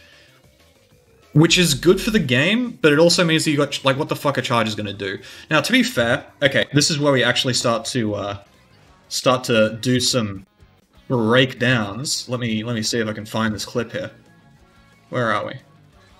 Okay, so there's a couple of things. I think someone's already pointed out that there's no charger laser anymore. I don't know if that's actually a thing. Like, there's a lot of things we can't really take for granted here. Where is the thing? Where's the clip? What the fuck? Did I just miss it? Oh, here it is. Okay, so here's the clip. Let me clear this. Wait, that's not EpicPen. Oops. Okay, let me clear this. Okay, so look at this. Okay, we're gonna step through it. We're gonna step through it nice and slow. Is this actually working? Hello? Okay. Alright. So just look very closely at that charger turf and what it's doing, right? Those are very fucking long tap shots, if you ask me. Alright? Like, those are basically tap shots, and they look really long. Not to mention the turfing, right? But I think they're also changing the turfing on... You know how chargers have that, like, super stretched... Yeah, no, it's not bamboo. No fucking way it's bamboo. So, you know how chargers usually have that, like... It looks like it's sort of what's going on here. I think this here is a tap shot, and if you know anything about charger tap shots in Splatoon, it's like... That is a very fucking big tap shot. Which is concerning, because it means that tap shotting zones is going to be like, what the fuck? But yeah, so they're doing something with charges. Basically, the only thing that you can take from this is they're doing something with charges, and it might be turf-related.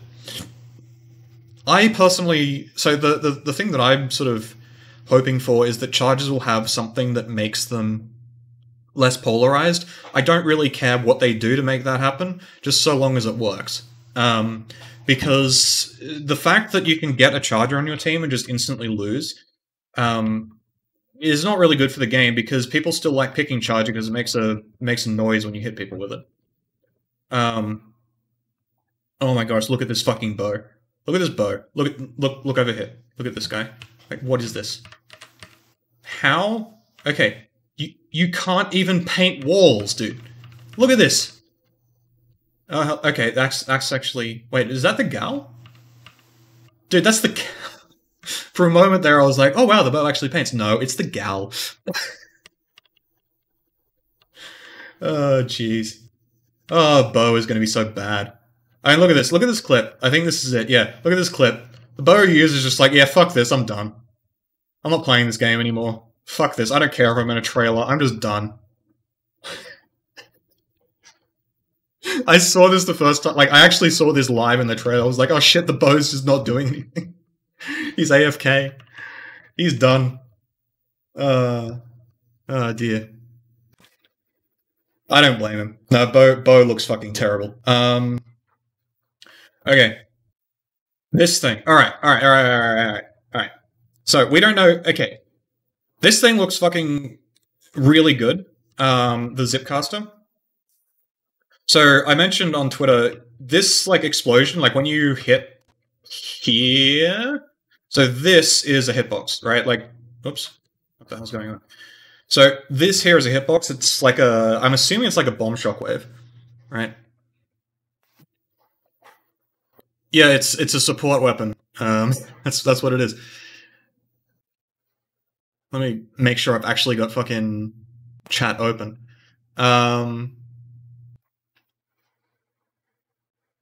Yeah, but I say maybe the Fireframe approach to which they only spam paint. Yeah, they don't paint. It's the problem. They literally don't paint. They don't paint. They don't do that. I don't know what the fuck they're supposed to do. They're like a spread shot. It's just stupid.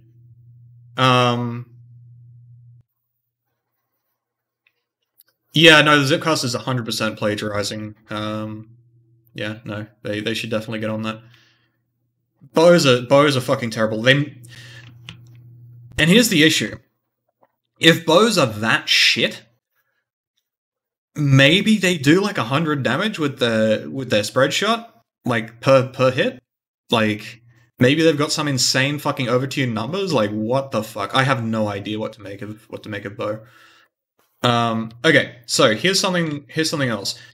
It looks as though with the Zipcaster you can basically just sit on the wall, right? Like the whole jump up animation, I think that is something that you do yourself. Like you press a button to jump off the wall, right? So you can sort of sit on the wall for a bit.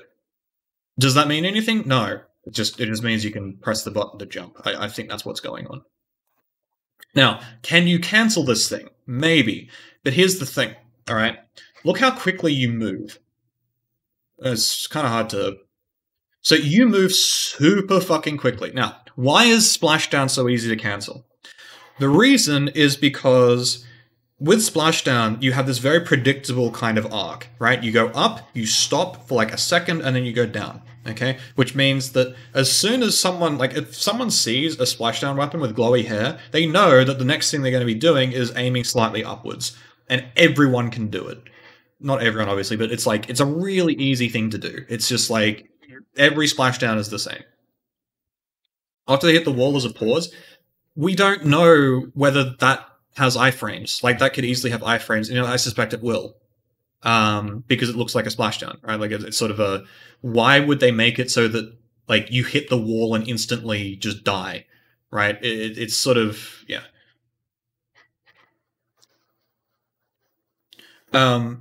So, the thing that people might be underestimating... So, firstly, the physics, again, looks really fucking weird.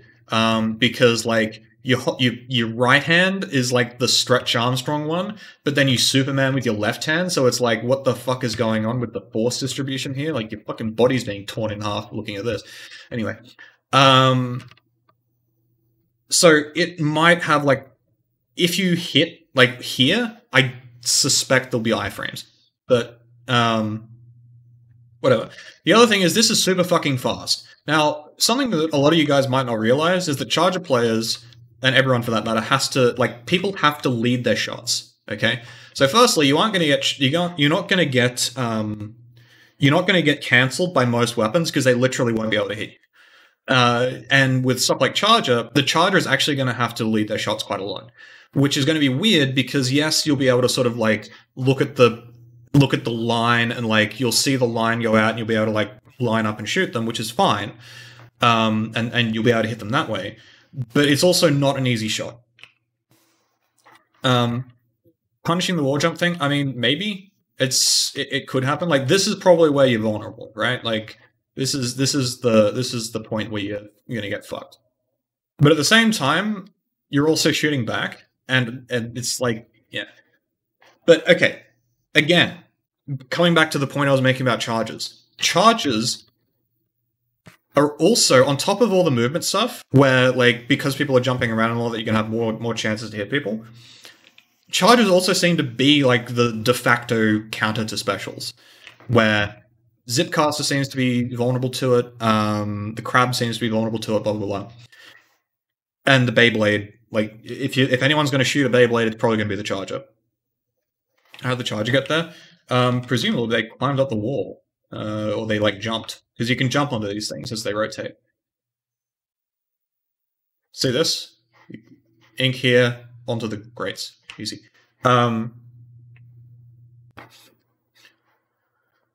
Right, so if you...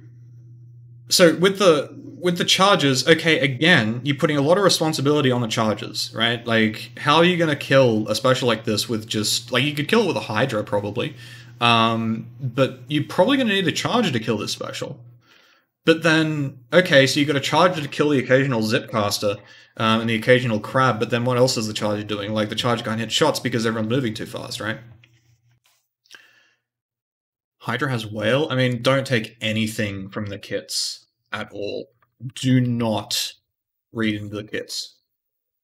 Everything... So, I don't know if you guys remember, in Splatoon 2, everyone thought that the kits were like... that people had burst bombs and shit, because in the trailer, they defaulted every weapon to having a burst bomb because they didn't have kits. Just every weapon had a burst bomb and like a splash in or some shit like that. So everyone thought that every weapon in the game had fucking burst bombs. Like, don't read into the kits. The kits do not fucking matter.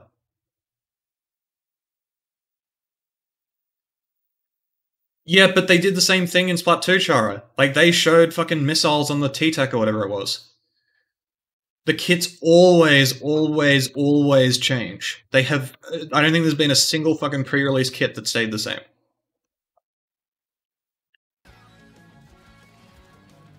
Then again, like, they might have a better idea of what they're doing this time around, so they aren't fucking with kits quite so much.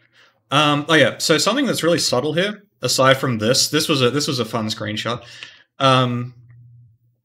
So something that's going on here. So look very closely at the charger shot, okay? So this is not something that happens in Splatoon 2. It is something that happens in terms of the mechanics, but like the whole bubbly sort of thing. What's going on here is in Splatoon 2, the way charges work is... Let me bring up Epic Pen again. So the way charges work is you've got like this sort of splash size that every weapon has, right? So like... And the way charger paths work is it's basically a whole bunch of circles in a row, right? When you have a low charge, what they do is they get rid of some of these circles and they stretch the last couple of circles out, so you end up with this weird fucking thing. Now that fucks with painting in the sense that, like, this just bugs out half the time. This is why, like, when you tap shot something that's like really narrow, it just won't paint it. There's some weird shit going on with charger stuff. But this looks like they're messing with this, right? Like, this looks as though they're changing how charger projectiles work. So that's going to mean certain things for like turfing and whatnot.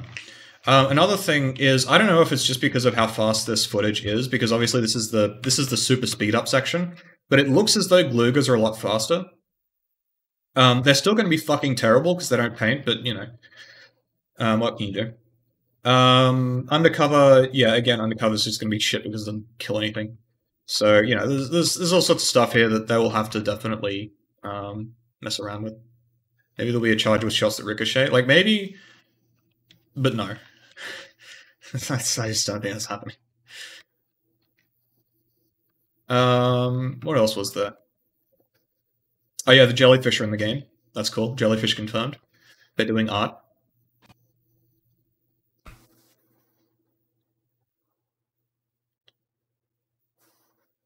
Oh yeah, is there a grapple vehicle? I didn't see that.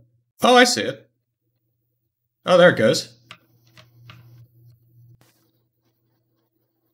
Wait, hang on. Oh no, they're just shooting. Okay. We zoom. My planet needs me. Yeah, I'm not going super detailed into the trailer right now. I just wanted to like point out some stuff that we can talk about.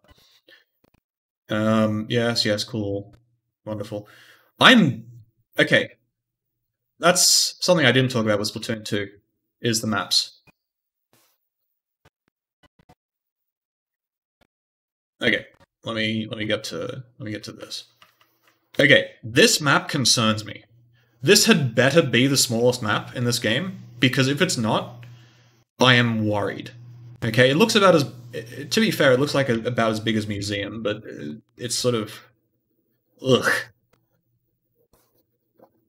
One of the reasons why Splatoon 2 is so shit is because the maps are too small. So even when you do get positioning advantages, and this is like my life as a fucking Tetra main, even when you do get positioning advantages in Splatoon 2, it's impossible. It's very rare that you actually get them in the first place because the maps suck.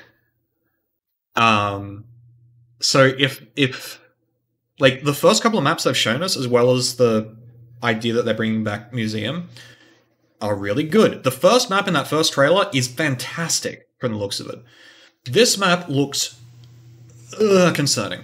This is like a combination of Hammerhead with the two giant fucking walls, except you can actually shoot over them, and a bunch of shit in the middle, like the vertical kind of thing. And also, like, it looks about as wide as Museum, like the mid of Museum, except without the dip. Yeah, it's subject to change, but they're not going to, like... The reef was still the same general structure, okay? The problem that I'm getting at here is this is a small map, from the looks of it. And I hope that this is as small as they go. Right? If this map doesn't have more, like, horizontal movement, like lateral movement, I am not going to be too big of a fan of it. Right? Maybe it'll be fine. Like maybe it'll add like blocks here and there that you can flank through. But like compared to the first map that we saw, like let me just go back here. Right? This is all of mid. You can't cross to the enemy side of the map without going through here. Right? Whereas you compare that to the first map, I don't know if we have footage of it here. And Museum obviously is a very different map. Where the hell is... Didn't we have footage of the first map in this trailer, or am I tripping? I don't think, actually, yeah, it's not in this trailer. Is that Nyango? It's not in this one? Okay. Might have to bring up the other... Let me find it. This one. Okay, so let me... Oops. Let me find the map. Because it was like a really good... Oh, actually, this is kind of it. Let me back up a bit. Okay, let's get a good view of this. Okay, so compare the other map to this one, where on the other map, let me just bring it up again. Oh, shit, I gotta open a new window.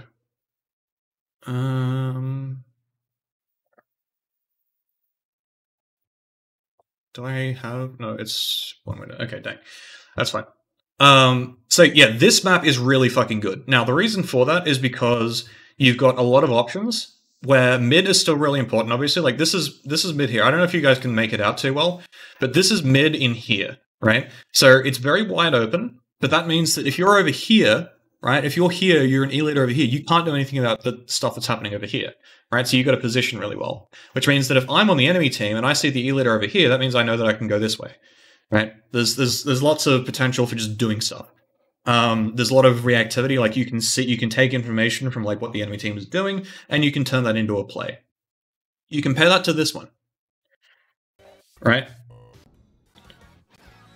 Let me get a good overhead. So, whoops, that was the overhead, and I just clicked off it because. Okay, so compare that to this map. Now, yes.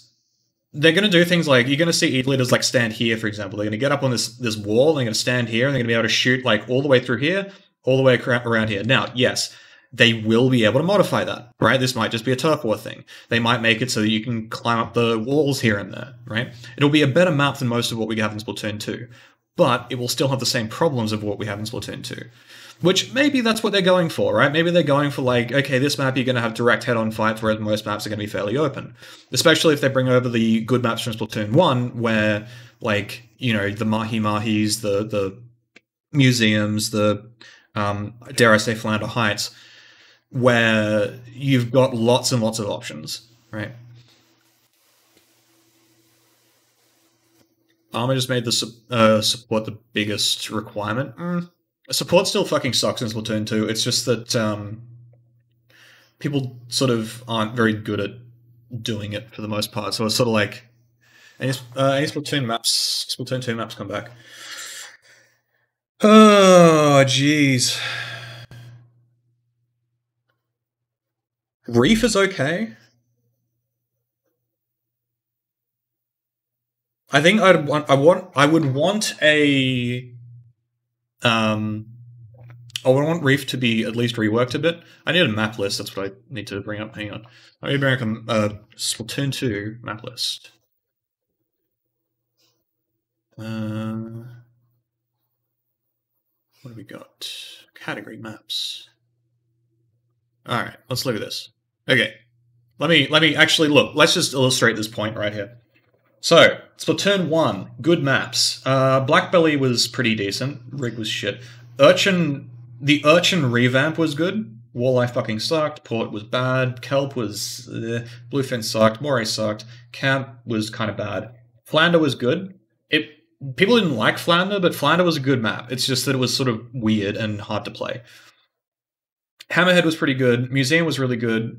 Mahi was really good. Pit was good. It just had a couple of problems with like Rainmaker and whatever. Anchovy was really good. So there's a bit of a pattern here. Generally shit down here, with the exception of Blackbelly, which was kind of bad. It's just like it was the least bad of the original map, so it felt better than it actually was. Urchin was originally terrible, and then they made it good. Notice how August 5 right here. I don't know what the fuck they did in August of 2015, but from that point on, Splatoon 1 was just fucking fantastic, right? Because they added Flounder, Hammerhead, Museum, Resort, Pit, and Anchovy, all of which were good maps, and they also redid Urchin, which became a good map, right? Like, post-August 2015, Splatoon 1 had excellent maps, okay? Now let's look at Splatoon 2. Pump Track is okay, depending on the mode. A lot of the some of the modes suck for it, but some of them are okay. Inkblot is okay. Moray, I like what they did with Moray, but it's still terrible. Like Moray, I think Moray's best mode is Clams, and that's partly because the entire map is focused into the part of mid that is actually okay. And it's the best designed version of Moray. Muscle Forge is terrible. Port is... Again, I like what they did with Port, but it's a terrible map. Like, it was sort of like the running theme with the Splat 1 maps in Splatoon 2 is that they took the terrible maps, did what they could, and it made them playable, right? So, Port is okay. It's terrible, but they did well with it. Main stage is dreadful, and the reconstruction was kind of okay. Sturgeon is okay. Reef is pretty good. Manta... depends on the mode. It really depends on the mode. This map, not really. It's not that good. Kelp, again, I like what they did with it, but it fucking sucks. Snapper is okay. I don't like the mid section of the map at all. And, like, the rotations are too big. They're too long, basically. Blackbelly, again, I mean, it's sort of like they brought back Blackbelly and all the things that were wrong with it in Splatoon 1 were just, like, amplified. I don't like Mako Mart. I know I'm just going to lose, like, half my viewers by saying that, but I don't like Mako Mart. It's too narrow. The verticality is nice for Splatoon 3, maybe, but I think the map needs to be way fucking bigger. Walleye is the worst map in Splatoon history. Schellendorf I actually don't mind. But I think it's sort of degraded to a point where people have their cheese strats for zones, and that is kind of the experience people have with it. Arowana is dreadful. Gobi... I feel like Gobi... Okay, so let me show you guys Muscle Teeth. Okay, look. Kyo, the reason you like that is because you know how to win on it, okay? It's still a shit map. Let me find... Where is it? I I need to find my maps. Where are my maps? Is it this one? Yeah. Okay, so let me find Gobi. Or is it Gobi Arena? Okay, here we go. Let's yeah, this one. All right, so let's look at Gobi. So this is, I think that Gobi is one of those maps where it's actually not as bad as people say. It's still bad, but it's not as bad. And let me explain why. Okay. And it all comes down to basically this section right here. I think people underestimate how strong this pathway actually is. So a lot of the time you'll have people kind of sort of fanning out, like people standing here and here and all that sort of stuff. The thing is that you actually don't have very good visibility into this pathway even when you're standing up here, right? So you can sort of slip by here really, really easily, and I don't think people realize that. Now, does that save the map? Fuck no. But what it does do is make it so that there is a lot more that you can actually do compared to just going around the fucking long way every time, or just like trying to shoot up here, or just lingering in mid and getting kind of stuck. There isn't very much that you can do on this map because it's kind of a bad map, but this does kind of help a lot. Like if you figure out how this section of the map works and when you can go for it and when you can't, it opens the map up quite a lot.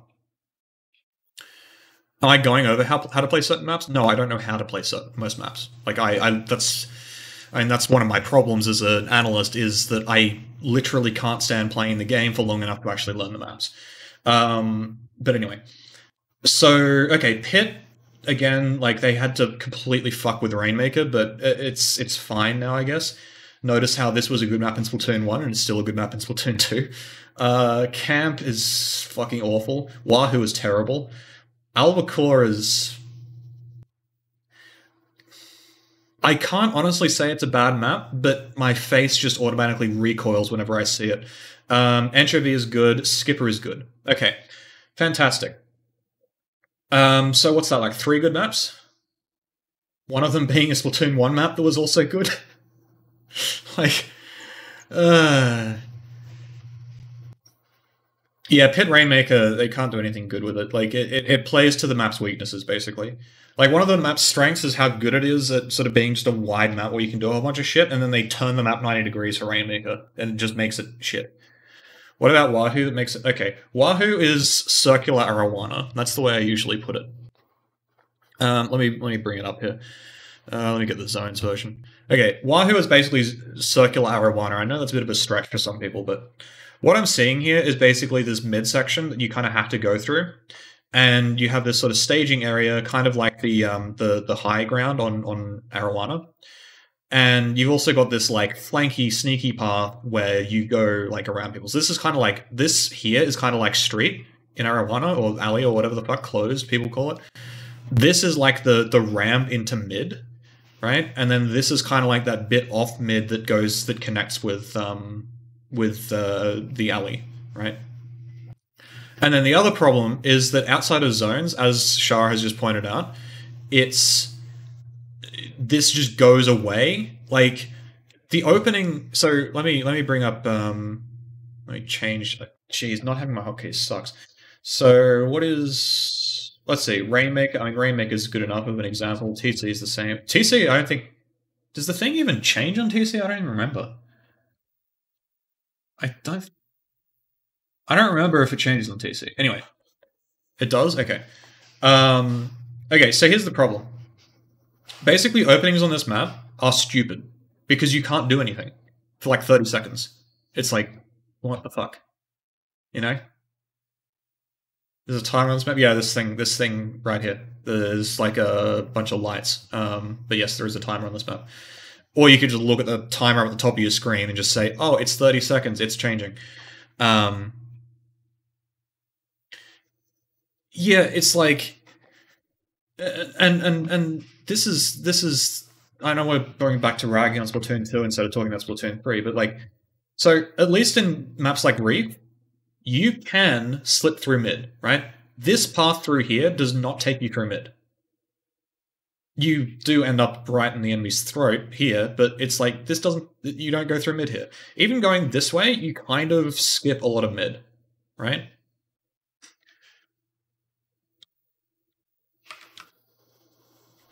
Look at this map.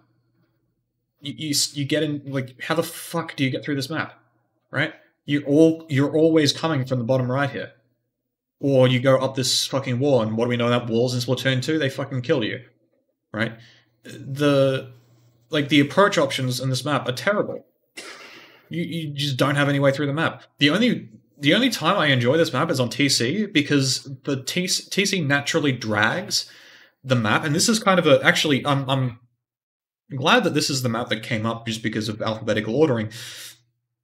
TC is probably the only time that I actually like this map, and the reason is because TC drags everything up to here, which is not a normal approach option, right? You can't come up here. You cannot approach from this angle in a real game. In a normal game, right? In zones, you cannot come from here. You just fucking get shot. So all of your approach options are this way. But the thing is, in TC, when the tower comes up here, right, this becomes a flank, right? So flanks are always relative, right? So becomes an actual flank, and you can start doing things on the map, right? Like the fight is here, and you can circumnavigate it. It's not really the right way of using the word circumnavigate, whatever. You can circumvent it and come in from behind, and you have different approach options, so you actually have like a proper defensive concave, which a lot of maps don't have, right? So that is where this map, for example, becomes pretty decent. And that's going back to the Splatoon 3 thing about why I don't like that map that we've seen. It's not that it's bad necessarily, it's just that it's unlikely that map is going to look like this, and it's going to look more like this, or like we look at Schellendorf. Where's Schellendorf? It's going to be here. So Schellendorf, right? This map actually, the map that we've seen in the trailer actually looks a lot like Schellendorf to me. It looks like a cross between Schellendorf and what's it? Hammerhead from Splatoon 1. Yeah, like that's basically why I like TC a lot, is because it really messes with the maps and changes how you play them. Right, and it's sort of a gradual thing. With all the other modes, you're kind of playing in the center, or you're playing in one of three areas, like in Clams, right? In Clams, you're playing the center or the basket, right? That's all you do. In Rainmaker, you are set up for a defense, or maybe you're set up to like stall the Rainmaker in front, or you're defending, right? In Zones, you play for the zone. In TC, you play for this checkpoint, this checkpoint, this checkpoint, but you also play for, like, as the checkpoint moves, it forces people to go over this way, so then that changes the map and makes it so you have to come this way, right? I actually think TC is probably the best mode in the game because of that. Not because it's the best mode inherently, but because it draws the most out of the game, right? If you ask me what the best mode is inherently, it would be Clam Blitz. But in terms of what TC does to the maps and making the maps actually good, or functional rather, TC is much better than any other mode. Zones is fucking terrible. Rainmaker is actually good. It's just that people really suck at it. Like, you really need to understand how much the game changes in order to understand how Rainmaker plays and enjoy it. Zones is terrible. Zones is easily the worst mode in the game. Like, holy fuck, the game is not designed for zones. I know that sounds crazy. The game is not designed for zones. Zones does not make sense in Splatoon 2. It's so fucking bad. Like, the whole thing that I was talking about before about the 60-40 thing in Splatoon 2 is at its very worst in Splatoon in Zones. Yeah, get the fucking charges out of Rainmaker. I don't fucking care if +2 is my enemy. Like, +2, like, here's a little aside, right? So I've been playing a lot of Final Fantasy XIV lately because I just needed something that wasn't Splatoon, for doing, like, while I'm doing uni stuff. And something I found really interesting is that like, raiding in MMOs is very similar to competitive players in Splatoon. And I think this is something that echoes for, like, every game, which is the people who are at the very top are usually pretty chill. They're kind of, they're doing their own thing. They're happy to just kind of do whatever in the game. But then everyone who's directly below the very top players are A, really shit at the game, and B, really angry. Okay, and that's what +2 is to me. Even a lot of +1, because +1 is kind of just like this weird. I don't even know what the fuck +1's supposed to be anymore. Um, so like, I'm not saying that the top players aren't cocky. It's more like, and I think I'll put it this way: I don't think that this relates to. This is like a super small subsection of +1, right? So like I think there's a lot of insecurity in, for example, the French scene, which could probably we could do without. Um, just to sort of allude to things that I probably shouldn't be talking about. Um, but it's sort of like plus +1. In order to be, look, just in general, okay, to be really good at a game, you cannot act the way that people in +2 act. And you cannot act the way that those sort of mid-core, I think the term is mid-core raiders, act, where like they're super keen on like showing everyone that they've got this crazy high DPS number, and like they know all the mechanics better than everyone else, and they get angry whenever the team lets them down. It's like, holy fuck, am I actually in Splatoon 2? Like, is this +2 all over again? Um, yeah, like, well, no, Idra was never like, okay. I feel like Idra, and I know this is sort of, nobody's gonna know who the fuck Idra is. When I watched Idra, it sort of seemed like he was the one person who actually gave a shit about playing Splatoon, not Splatoon, StarCraft well, and then the actual good players, there just weren't any because nobody really cared that much. It was more StarCraft seems like kind of like Melee or whatever, where a lot of the appeal to people is this idea that this old game has so much depth and whatever. So it's the depth that people are interested in, and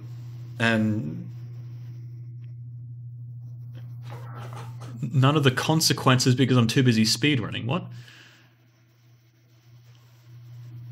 No, I mean, look. No, I don't speedrun. I haven't done speedruns for like 10 years. But yeah, no, I like, look, again, and I said this before, I actually don't blame people in +2 for being sort of angry little shits because they're playing a game that is not fun and they have no way of improving because there are no resources to do so and the game doesn't really let them.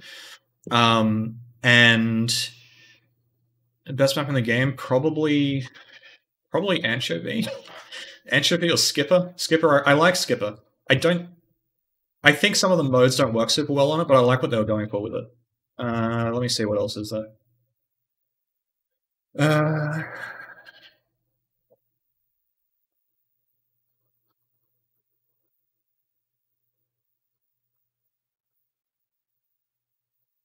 I apologize for the flashing, by the way. It's just I can't do anything about that. I'm just looking through the maps. I'm getting awfully close to the A's. It's Anchovy or it's Skipper. I'm looking at these maps and I'm saying, nope, that's not better than Anchovy or Skipper. That's not better than Anchovy or Skipper. Neither is that. Neither is that. Well, Pit's okay, but no, no. Schellendorf is unironically probably the third. Like that's how bad the fucking maps are. Like I know people have their opinions about Skipper. I actually think Skipper's really good. Do I like Manta? No, not really. It's not awful. It's just, I just don't like it. Um, like Manta's one of the better maps, but what's worse, Kelp or Moray? Kelp is actually not too bad. It's terrible, but it's not as terrible as stuff like Moray.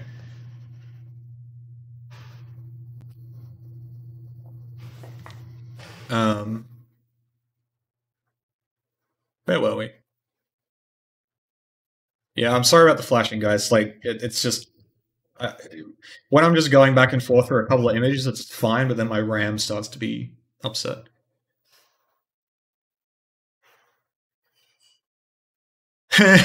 Top 10. I wish. Oh, shit.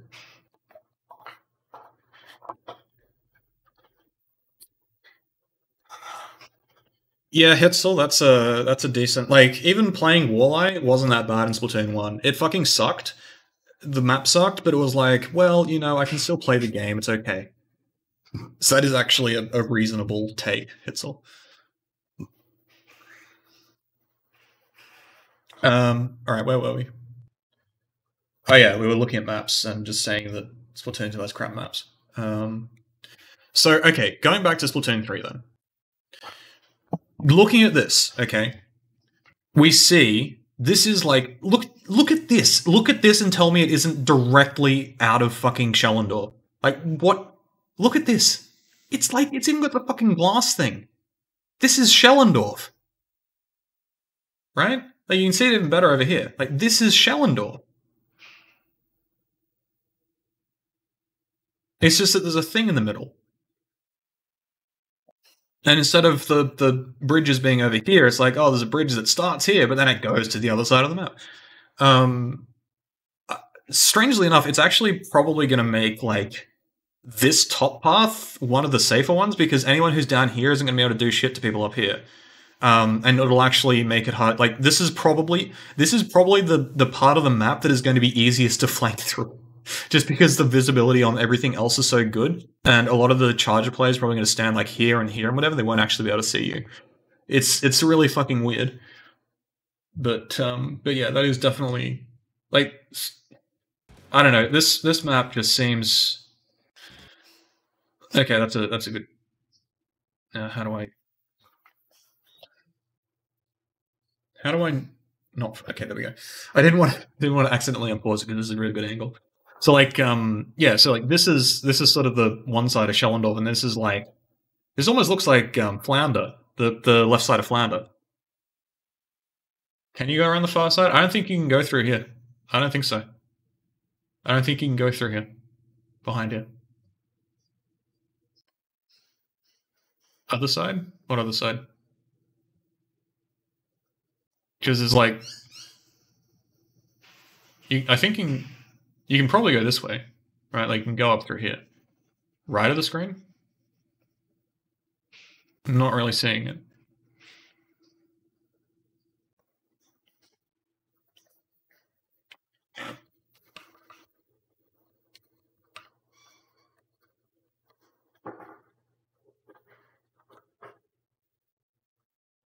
Yeah, retaking Flounder was really hard because you get stuck really easily. But the thing is that people weren't very good at, like, getting up the walls on the opposite sides of the map. People try to retake straight onto the zone instead of using the far sides. And if you use the far side, you draw people away from the spawn camp, and it sort of releases you back onto the map really easily. Also, yeah, painting walls in Splatoon 1 was definitely harder. Yeah, Shara, I'm not seeing what you're seeing. I don't know if it's like a... What are you specifically looking at? Is that like a wall you can paint, or what? Like, what's going on? You're talking about, like, going through here? Because you can go through here, it's just like, you just end up in a fucking Shellendorf corner. Like, this is literally... Oh gosh, this is... The more I look at this, this is Shellendorf. Around there, then below the walkway. Or like under here, maybe? Get behind the bridge. So, like, are you talking like through here?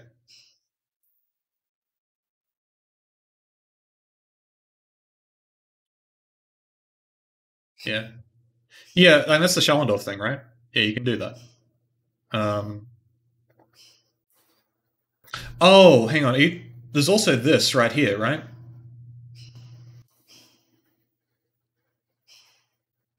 This is, like, you can go under here from the looks of this.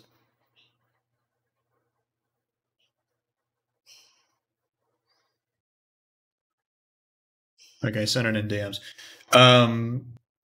I don't, like, I don't know. Like, I understanding how certain maps play out just sort of on an intuitive level without having something to an example to refer to is one of the things that I'm not very good at in this game. Again, because I didn't play the game enough. But, like, Okay, what's Shara? Yeah, okay. So I found the thing. I found the thing that Shara was. That was what I was starting to talk about as when he. Yeah. Okay. Yeah. So you can actually. I think you can see it here. Can you see it like on the opposite side? No, you can't.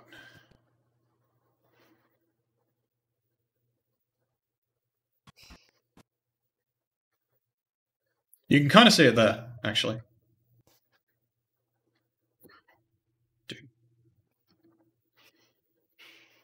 You can kind of see it here, I think, like under here. But like what Shara was talking about here was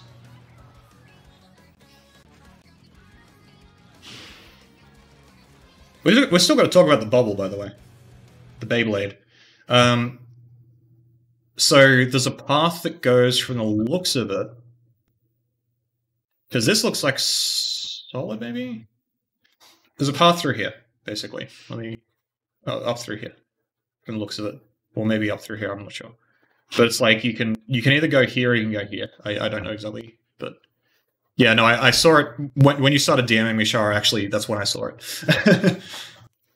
Like at the same time. People talking about Glico. Yeah, Glico is concerning. It is probably a better Schellendorf, but it's like Schellendorf is not particularly good, and I don't want a better Schellendorf. I want maps that don't suck. Like, I want to be able to play the video game, right? I don't mind sort of, methodical gameplay kind of thing, but for the love of fuck, do not make the game stall out just because the maps are terrible and you can't do anything. Anyway. Okay, so let's talk about the Beyblade. Let's talk about this thing. So, this thing...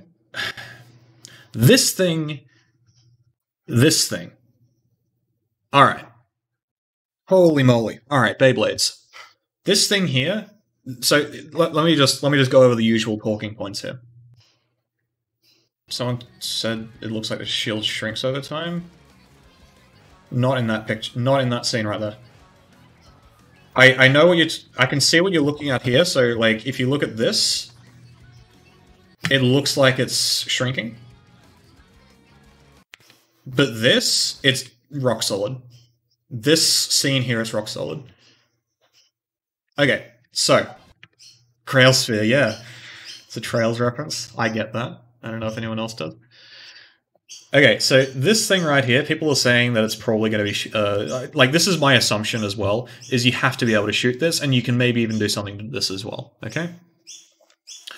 So that's an obvious thing. It has to be shootable. If it's not, then you're going to have problems. Now, what I want to talk about is something a little bit different, which is... let me bring up... Let me bring up... What's it called? Ah, here we are. Let me bring up this map. Okay, now, I'm just gonna... Oh, that's my screenshot button. I'm just gonna say what happens if you put a bubble... This is Rainmaker, by the way. What happens if you put a bubble right there? Okay, in Rainmaker on this map. Or even, like, right here. Like, in the little corner here. Yeah, there's a bird in the background. Okay, so... Alright, think about this map. Here's my angle here. Think about this map in terms of what makes this map shit. And playing Rainmaker on this map shit. And why this is such a problem. Like, this area here is such a problem. Right? And just think about, like, okay, how do you go from here to here? Right? Or even from here to here. Okay? So this is the thing, and this is something I think that is really important to understand about what this bubble special does. In both Splatoon 1 and Splatoon 2, we have never had a good way of blocking an area. Like, we have tent shields and we have walls, but they don't really count. Okay? So, one of the things that is really hard in Splatoon 2 is like crossing an open area, because there's just so much shit that's going to kill you. Okay? Whether that's charges, whether that's like just people sharking, whatever. It's very difficult to cross open areas like this. Okay? Or like this. Now, also, on this map, you have another problem, which is that the Rainmaker typically has to climb a wall. Doesn't actually have to climb a wall. The best Rainmaker path is actually to go like this, even though people will always go up the fucking wall for some reason. But, nonetheless, climbing walls in Splatoon is really fucking bad. You get shot instantly whenever you climb a wall. So,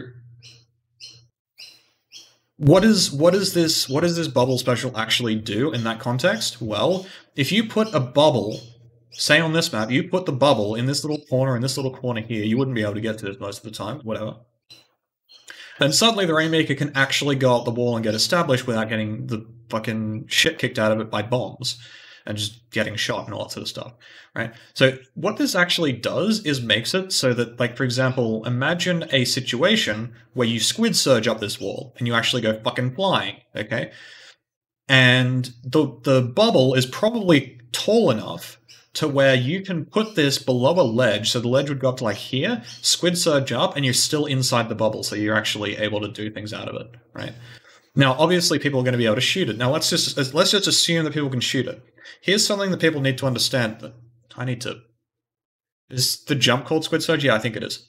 It's like Squid... One of them's Squid Surge, and the other one's like Squid... I don't know. But I'm pretty sure Surge is the upward one. Squid Roll. Is it really called Squid Roll? I thought it was something a bit more interesting than that. Oh yeah, just a small thing. This is what we call a bug. This is fantastic. It's just the turf engine is fucked up somehow. So that's fun. Okay, so this thing, what I'm expecting with this is okay, so we've got a lot of, we're getting a vertical movement option up walls here where we can like just fly up a wall and just go boom. But what that's going to do is that's basically going to be everyone now has splashdown, except without the splashdown. So you just fly up a wall and instantly get shot. Now this can alleviate that, right? So this special is going to make it so that A, climbing walls, and B, crossing, what's the noise? Whoosh. It's gonna, yeah, whoosh. It's gonna be like a lot easier to both cross open areas with this thing, because you'll be able to just put it down. Like obviously, like I think it looks as though you put it down like where you're standing, so you'd have to get there to begin with. But you only have to make it some of the way, right? And then you can put it down. Or like you can't behind a wall here, so like you get up to here, like this little spot right here. Let me use. You get up to here, put it down, and then suddenly you can cross, right, over to the barrier over here. Or you can put the thing down here, and then suddenly all of this area here is, like, you can actually come out, right? So you're going to be able to sort of crest walls a lot more easily, peak walls a lot more easily. Yeah, Keta Octolings confirmed unviable. So the Beyblade, what it's going to do, I think, is it's going to make a lot of these kind of vertical things, like vertical movements and sort of areas like this, a lot easier to push out. Right? I don't think I would put it that way, Zuck. But yeah, so the other thing is, even if you shoot it, that effect still exists, right? Because if you think about Splatoon 2, and how, like, the big threat in Splatoon 2 is the moment you come out, right? Or the moment that you come up a wall, right? The moment that you are visible to the enemy team, that is when you're most vulnerable. And the bubble is always going to cover that even when it gets shot, okay? Because what's going to happen is you put the bubble down, and just as the invulnerability shield pops up, you are out and you're into the, like, you're moving, right? And then the enemy team was also like shooting up here. Like, let's say you got the bubble here and it's sort of like that. Enemy team is shooting here and not shooting here. So they have to like shoot this thing and then shoot down. And that's assuming they can hit this thing, because as you can see here, if they're standing here and they shoot up, it's going to hit the fucking thing, right? So it's going to be really hard to actually kill these bubbles. Now, does that mean the game is going to be unbalanced? I actually don't think so. I think you'll be able to layer these, and that will be a problem. But it seems very likely that this special, like, by itself is not going to be too bad. And most likely as well, yes, you can probably run 4 of these and just do stupid fucking bubble hops into the enemy base. But you also miss out on a lot of these other specials that are quite valuable as well. And also, as people were sort of saying, I think it's very likely that you'll be able to come into a bubble as the enemy team as well. Or you'll at least have some interaction there where, like, you can use the bubble somehow. So I think the bubble is concerning, but it's actually not, like, the end of the world. It's certainly, because the big problem with, like, the other invincibility specials, stuff like armor and whatnot, is that you had full mobility, right? You used them and then you went in and then you stayed in. This is, you designate an area that you're going to be able to have better movement in, and you'll be able to stand out in the open and actually do things. And yeah. Will the bubble be the best special? Probably not. Best special might end up being, depending on how the crab works, the crab has potential to be the best special. Like, depending on how vulnerable you are on the crab, you could maybe, it could be maybe really, really good. Which is due to things that I'm not going to go into right now. The Zipcaster, depending on how that works, could be really good. But I think there isn't going to be, like, a best special. It's just going to be like, how do you want to play the map? And you pick a special that matches that, right? Like, do you want to play a kind of, you know, guerrilla warfare style, like cover to cover kind of thing? Then the bubble's going to be awesome, right? Because you're going to be able to put the bubble down to cover your pushes and all that sort of stuff.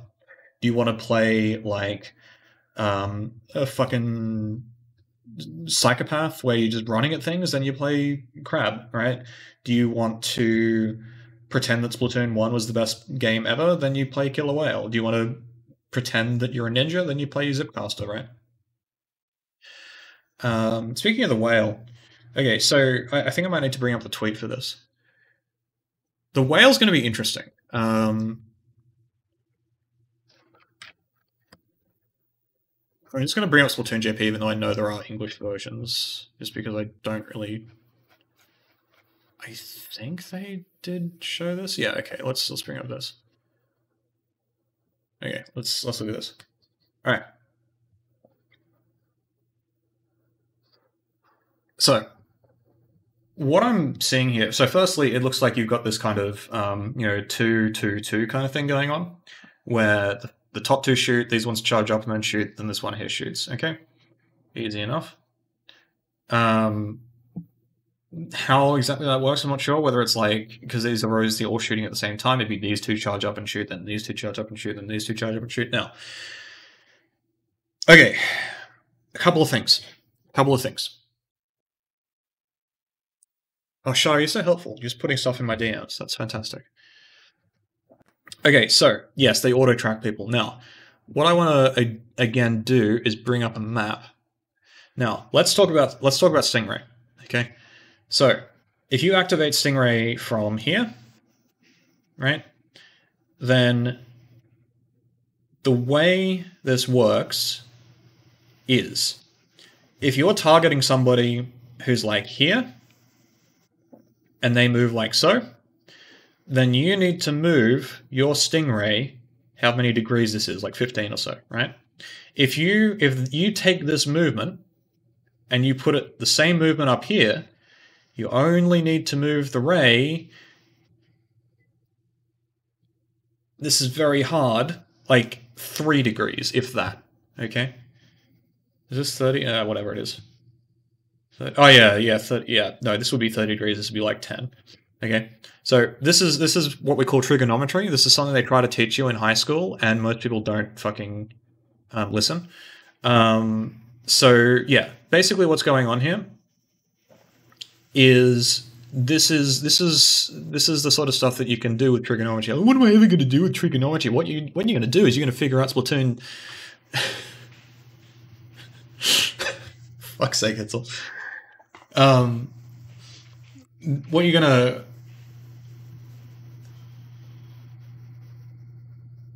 do with your knowledge of trigonometry is you're going to figure out how stingrays work. Now, why am I talking about stingrays when I'm supposed to be talking about whales? Well, think about this, okay? One of the problems with Ray, and this is why like 52 gal deco sucks, for example, is let's say you're 52 gal deco. Now, if you activate Stingray from like here, all of your targets are going to be able to move like huge distances relative to how much you can move the Ray, okay? Whereas if you're a charger and you're like back here somewhere, you can activate Ray where you stand and you will have a good Ray, okay? So that's how that works. Now, let's think about this whole idea of auto-tracking. So how will they implement auto-tracking? We have no idea, okay? We have no idea how they're going to implement auto-tracking. I would assume, though, that it is going to be some kind of like, if you're standing still, the whale will fuck you up, and if you move, it won't hit you. Okay, that's just what I'm assuming. It's going to shoot where you were and not where you're going to be. You know, the basic problem. Now, what does that mean? What that means is, with someone who activates a killer whale from all the way back here, the 5.1 whale, then the whale is going to be better at tracking you when you're really far away. So a whale from a charger is probably going to do more damage. Okay? Now, a whale from close range is going to do less damage, but the difference is, so let's say, I'm going to need to change colors for this. This is going to be really bloody difficult, but let me just do it like this. Okay, so we've got a player here, a player here, a player here, and a player here. Okay, now we're going to use 2 more colors for this, so strap in. We're going to have a charger activate Ray 5. Whale 5.1. Those whales are going to go like this, okay? They're going to go like this.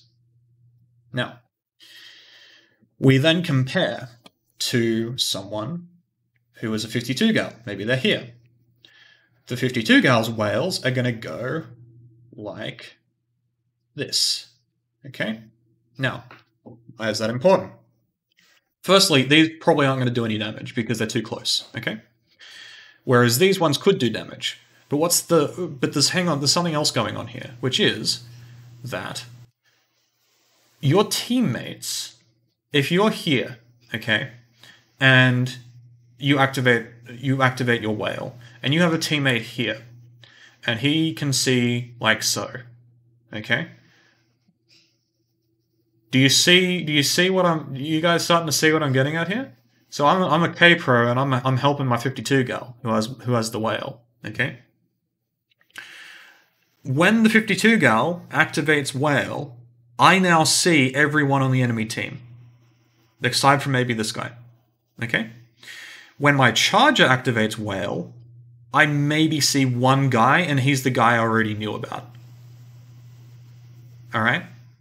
So there's going to be a bit of a disparity here, where the chargers are going to have higher damaging whales, and the short-range players are going to have whales that give info.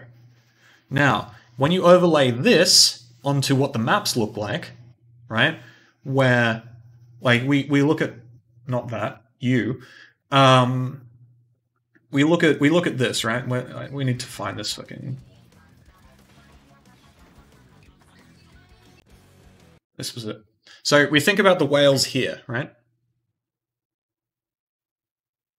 This, like if you activate a whale from here, you get a whale going here. I think it's easier if I do it based on the yellow guys, but whatever. This is a guy over here. I think there's a guy under here, so that a whale's going to go like this, right? So think about this charger. He's going to see, oh, target, target, target. Awesome. This guy's going to see, there's a guy here, there's a guy here, there's a guy here. Awesome. Perfect. Fantastic. Right? Now, you'll still see, if this guy activates a whale, you'll still see, like this guy will still see a lot of the lasers that are going out, right? But it's instantly going to show, like, flankers. It's instantly going to show, like, when you activate, if you pop whale and you're, like, here, so you're yellow team, right, and you pushed all the way up and you're here, you activate whale, you instantly see there's a guy here, there's a guy here, there's a guy here, right? Like, you instantly see where you need to go. And you're also damaging people and you're forcing them to move. So, no, shark or no sharking kind of thing, right? So, just, rollers may as well just fucking kill themselves. Right, so this this whole whale business, Whale 5.1 actually seems like a really interesting special for that reason. And so even though it's not super interactive, it does have some interesting sort of mechanics with whatever. Doesn't Missile fill a similar role?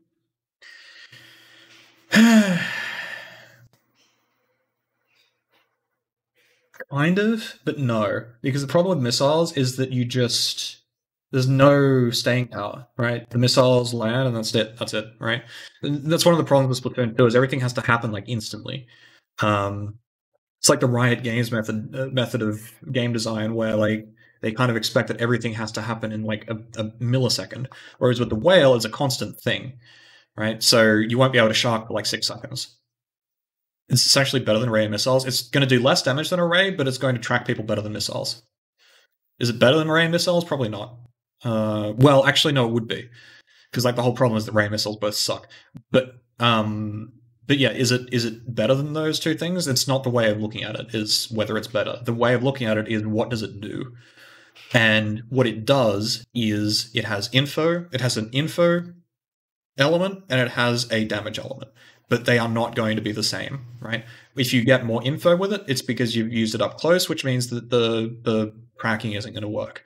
If you use it from far away, the tracking might work a bit better, but you're not going to get as much info because it's going to be really hard to actually sort of split where the beams go, right? And it might also be that like the beams have like lag, right? Where it could be that the beams will track based on distance as well, which makes sense if you think about it, right? Like, so if you're here and you start moving, the whale might like shoot at you, but then like might take some time to kind of hit you.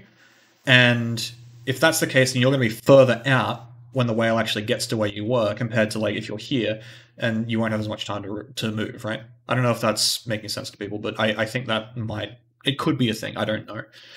Nobody knows.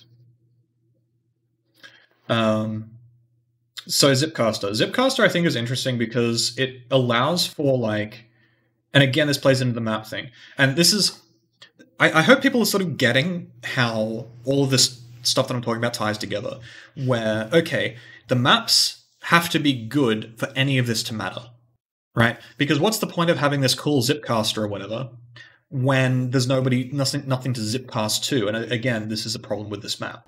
Right? What on this map can be zipcasted to?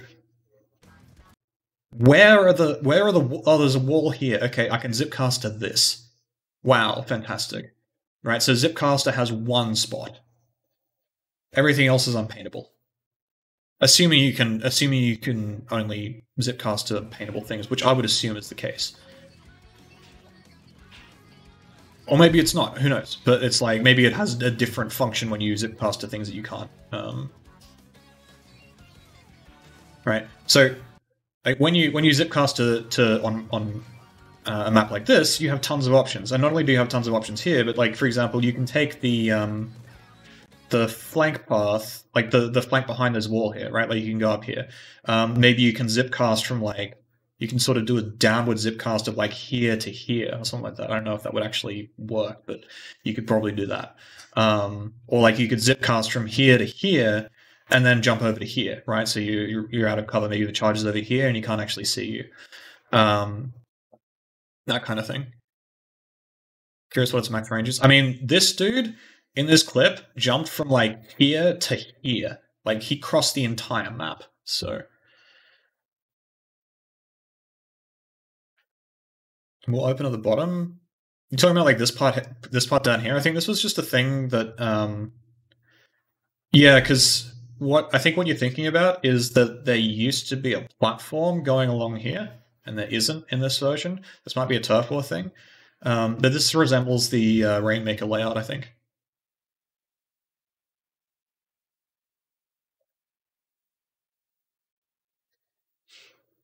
So that's probably what you're thinking of. Yeah, the platform's mode dependent. I think it's Rainmaker where it goes away, right? Is it Inktank based? I wouldn't know. I haven't bothered to check. It could also be that the... Oh, is it? Oh, did they say that? Okay, well, there you go. Wait. Did they say it? For fuck's sake. Must I do this? Must I suffer the dubious translations? Where are we? It's going to be down here.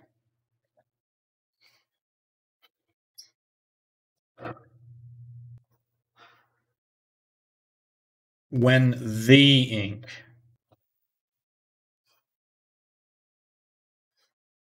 I would be very, very careful about that. The ink. The ink. Meaning it could be the ink that covers your squid.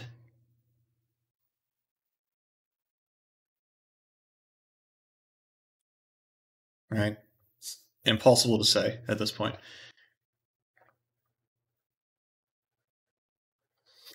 Who knows? Okay, like I don't know. Where's the Zipcaster tweet?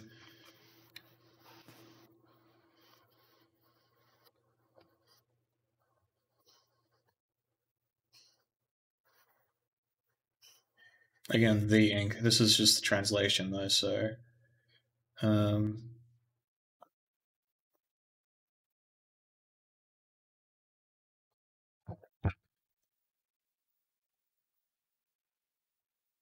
let's get a better translation.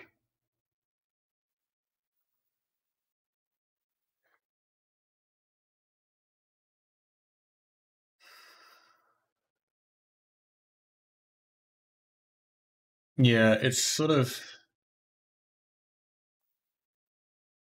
I don't know. Given that it's pre-release, I would not be willing to say one way or the other.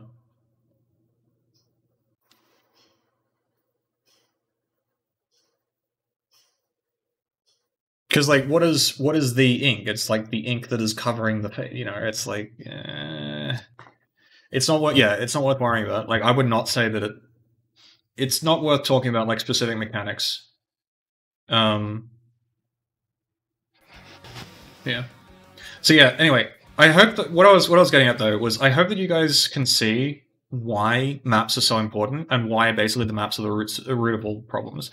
If you take Splatoon 2 and you put Splatoon 1 maps into like the end Splatoon 1 maps, like you could probably have a decent game, right? Where you can flank and you can make plays and you can get out of lockdowns and all that sort of shit, right? There's things that you would be able to do if the maps didn't suck, right? Which is why I'm so concerned about this. I don't think this is going to be a bad map. I just hope that this is the worst map. I hope that in 4 years' time, when we're looking back on what Splatoon 3 has become, when it's, you know, finally all the maps are released and all that sort of stuff, I hope that this is the worst map that they have made in Splatoon 3. Which is to say, I think this is probably an okay map. It's Schellendorf, like third best map in Splatoon 2, as far as I'm concerned. You know, I don't even know if it's the third best, but whatever. Like it's not something I usually worry about. But like, it looks a lot like Schellendorf. It probably plays a lot like Schellendorf with a bit of Hammerhead mixed in. And so it's probably going to be a fine map. It's just that I don't want this to be like one of the better maps, because then that's a really bad sign. Exactly what Hitzel said. What's the best map in the franchise?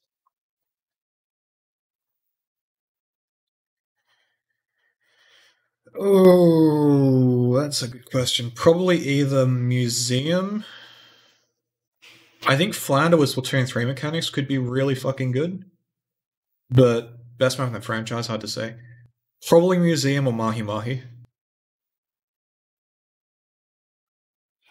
One of those two.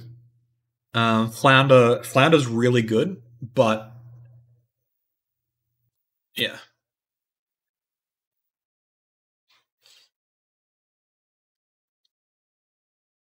Hammerhead would also be really good with the mechanics, right? And again, like you can see, I hope you guys can see, like, wow, all these maps that are in Splatoon 1 that were pretty good are going to be better in Splatoon 3 because the mechanics work really well with the maps, right? This is kind of game design almost, a game design lesson almost. Like, if you have really good maps, then shortcomings in the rest of the game can be mitigated, right? If you have a map where you can constantly flank, it doesn't really matter if you have crap HP because you're going to have more chances to make plays happen. In Splatoon 2, you have this really awful combination of if you can't get an advantage to begin with because the maps don't let you and the specials don't let you, but then even when you do, you don't get enough of an advantage to actually make anything come of it. And you have to get too many advantages in a row in order to make something happen. In Splatoon 1, you got around this by having quick respawn, which meant you could keep going for plays, right? So in the bad maps like Walleye, you had quick respawn, which meant that you could just keep going left. You could go left 15 times in a game, die 14 times, and win the game on the 15th, right? You also had the invincibilities, right? So you could just fuck with any kind of lockout that's going on. Whereas in Splatoon 2, you still die if you armor into a lockdown, right? So yeah, as Frank and Hitzel and everyone is basically saying, you have the maps interacting with the specials, interacting with the gameplay and like the mechanics and the things that you can do. Like all of this is really, really important. And when one part of that falls short, or in Splatoon 2's case, 3 parts, you end up with a bad game, right? Even if the game itself has interesting mechanics, they don't mean shit if the maps suck or if like the outcome from those mechanics sucks or anything like that. Splatoon 2 maps are absolutely awful, and like this is the funny thing. This is the thing that I found really funny through the entire like stage list debate. Is nobody could decide on what maps were good because there weren't any good maps, right? It's like, why are we trying to limit the maps that we're playing when every map fucking sucks? Like, all that's going to do is make us hate the maps that we already like, that we don't hate, you know? Like, why does everyone want to fucking play zones? Well, it's because Japan's doing it, but why does everyone, like, keep going back to zones and like, bounce off Rainmaker and shit? It's because a lot of these modes just keep bringing out the worst in these maps, or like people get used to this kind of really stagnant way of playing, and then they play TC and suddenly they can actually go places. It's like, oh gosh, what do we do? And then they get snowballed on because they keep fucking walking straight into the enemy team, which is the only thing you can do in zones. So like, you know. Yeah, Hitzel, that's a really good point as well. So obviously, for those who don't know, Hitzel and Citri and whatever, there's a couple of Halo players in our chat. One of the things that happens in Halo is that like the power weapons, like the rocket launcher, right? The rocket launcher might be sitting up, like you could have a Halo map where there's a rocket launcher sitting right here, okay? And you have to, if you get the rocket launcher, you just fucking destroy everything in this part of the map, right? So and you can like fucking snipe people from across the map with it too. It's like if you hit someone, if you even fucking breathe on someone with a rocket launcher, they die in Halo. Okay, and so if you put a rocket launcher here, then it doesn't matter that this might be a bit exposed, which actually it kind of isn't in Splatoon terms, because what's going to happen is everyone wants the rocket launcher, so they fight over it. Okay.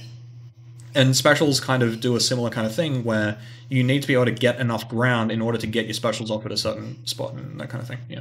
So JP is still as fuck. Yeah, it is. The reason why I stopped like paying attention to the game as a whole is because Japan just started sucking. So yeah. Now, there is one thing that I'm a little bit concerned about in Splatoon 3, which is the mobility. Okay, now what I mean by that is, I think that there is a decent chance that, and this is just like I don't even fucking know if this is the case. I'm just sort of saying, like, if there's one thing I'm concerned about, it's mobility, making mid-range weapons too good. So if you think about mobility in Splatoon 2, you need turf that looks like this in order to be mobile, right? Yeah, no, Japan has serious fucking meta problems. No, the new abilities are for everybody. Everyone can do, like, you saw Brawlers doing it and whatever. And there's, like, probably going to be interactions there where, like, your Brawler shield stays out for a little bit when you know, like, yeah. So, like, in Splatoon 3, and I don't know if this is actually how it works. I think it is, though, because of the first trailer, not that that's going to mean anything. In Splatoon 3, you're not going to need this much paint in order to move in this area, right? It's going to be more like a blaster kind of thing, where all you really need is enough paint here to do your squid jump, and then you're going to be out, right? So you can squid jump into this turf and then put a bit of more turf down and squid jump again and then keep doing that, right? So movement is going to be a lot less dependent on turf.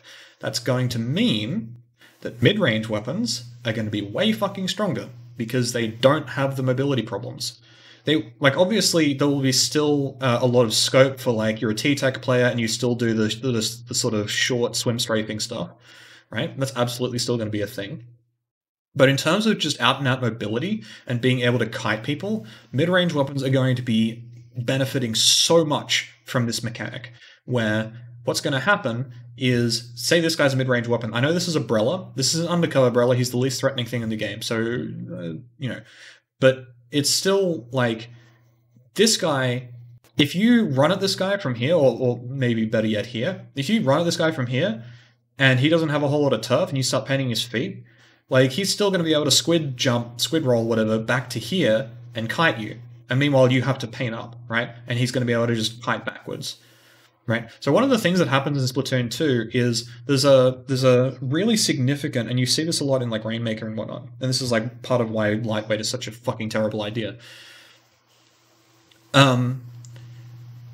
Yes, Hetzel, that's kind of what I'm getting at, is in Splatoon 2, basically, if you're running, right? If you're running and you have to paint, you die, okay? Because this guy is shooting at you, and as part of shooting at you, he paints his own path, whereas you're trying to get the fuck away from him. And so it's just like, kind of a why are you running situation, right? You'll just fucking die, because you'll get caught in his turf, but he won't get caught in yours. Now, this is part of what makes short-range weapons so obnoxious, is like, especially stuff like Splash, is like, the Splash shoots you like 3 times and burst bombs you. You can't move. He can, because he's just painted while he's damaging you. So you get caught up on and die. Splatoon 3 is going to be probably the exact opposite, where you are going to be standing here and shooting this guy, and he's just going to squid dash away the moment he sees that you're shooting at him. Now, you might still get damage on him, but he's already gone, and you have to sort of catch up, right? And by the time you've caught up, he's probably already painted up a bit, and but then you do the same thing. You bounce off him as well. It's going to be a lot harder to actually get in on people and keep them locked down. You would, and if anything, what that's going to mean is, like, you would have to make a huge, so as Nyango has kind of said, it's going to make a huge difference in stuff that always paints people's feet, okay? So, like, if you throw a burst bomb at this guy, suddenly he can't do his jump, right? If you dynamo somebody, and their feet get painted, like, they're fucked. Like, brushes are going to, like, brushes are going to be even more obnoxious than they already are, right? Yes, range blaster, right? Range blaster is going to paint your feet. There's a lot of stuff that's going to paint your feet, and shooters won't do it as consistently, okay? So there's a lot of things that are going to happen as a result of this movement mechanic. And a lot of it is inherently, because the movement in Splatoon is intrinsically tied to the turfing. That means that the new mechanic is also tied to the turfing. There's another thing. One of the things, so I already alluded to this before about the range blaster, but one of the problems with the range blaster in Splatoon 2 is that it's really fucking janky. The reason it's janky is because of jump accuracy, okay? Whenever you see a jump accuracy change in a patch node, right, in Splatoon 2, jump accuracy changes are mobility buffs, or nerfs, okay? Jump accuracy is mobility. It is the one and the same thing, right? Why? Because when you jump, the use of jump accuracy is when you're standing right here, or you're swimming up to this point here, and you jump into enemy turf to shoot some guy over here. Okay? That's what Range Blaster used to do. Yeah, Toshiro, that's what happens when you have, like, just fundamental, like, when I'm talking fundamentals here. All of this stuff that I'm talking here is just fundamental. You can take a lot of the stuff that I'm saying here and take it to other games. So, jumping accuracy is mobility.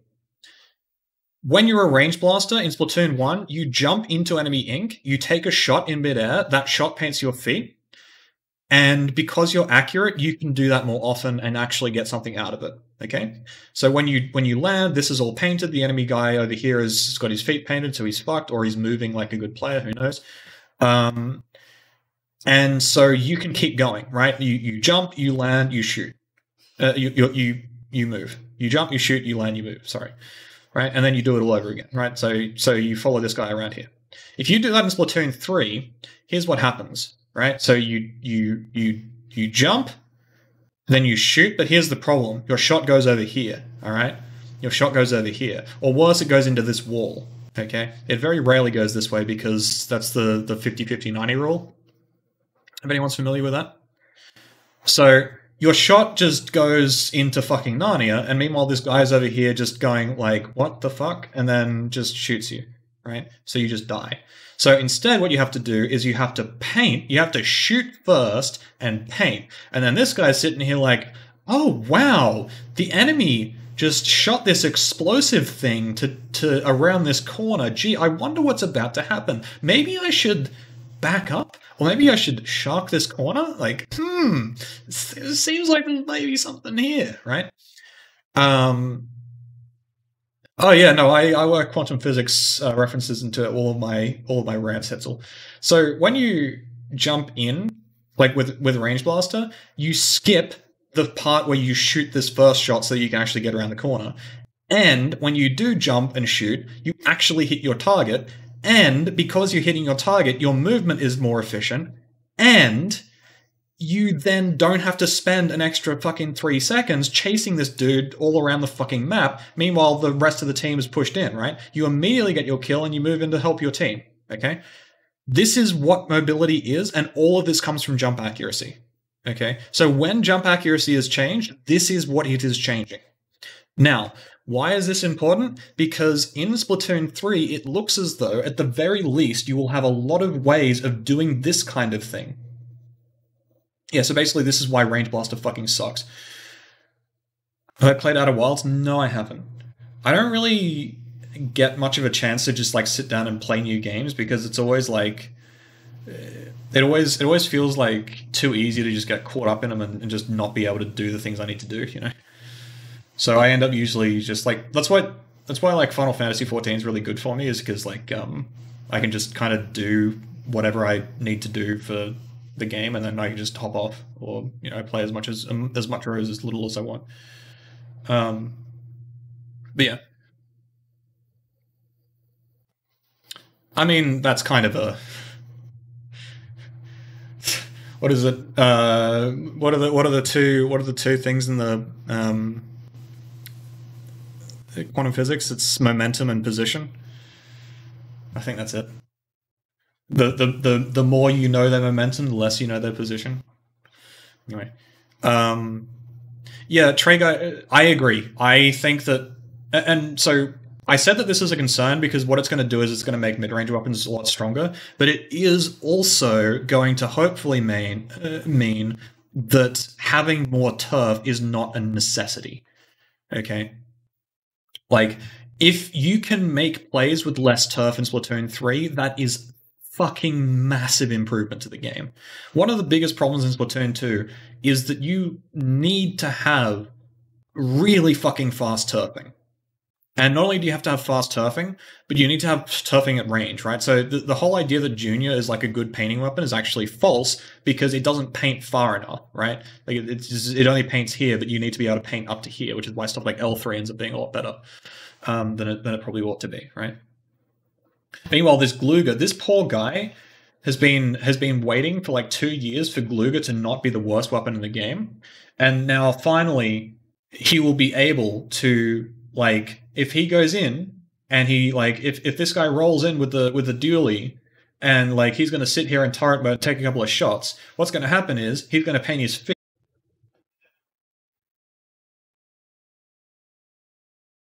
Yeah, it hasn't been too bad for the most part. Are we back? I think we're back. Alright, cool. Yeah, so remember how some of you guys might remember, like a couple of. I was on Glooga being the worst. Geez, where was I then? What I was saying was basically that if if painting isn't as necessary to actually be a functional weapon in this game, then it's going to result in a lot less like just turfing stalemates and more actual doing things, right? So Glooga will be able to sort of roll in, take a couple of shots, and then its feet are going to be painted, so it's going to be able to squid roll out, right? Whereas right now you have to go in, conserve a roll because like you can't wait for your rolls to come back with Glooga, you just die. So I don't think this is actually different. I'm pretty sure Clash Blaster always looks like this. I think people underestimate what Clash Blaster actually is in Splatoon 2 because they just never play against it. Clash Blaster is a custom blaster that shoots twice as fast in terms of like the numbers. I'm pretty sure this is normal. Anyway. So in Splatoon 2, like, so I keep saying things like, Splatoon 2 operates in like half-second increments. What that means is with stuff like Glooga, so Glooga does not operate in half-second increments. It's like, it takes like a second to actually do anything. So you roll into this little spot here, and you're just stuck here for a full second, which means you die. All right. In Splatoon 2, if you are sitting still and unable to do anything for a second, you die. It's just how the game works. So with Glooga, what's going to happen is probably the same thing, where you're probably still going to just fucking die. But if maybe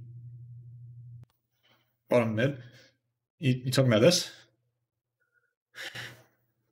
Yeah, I pointed this out before.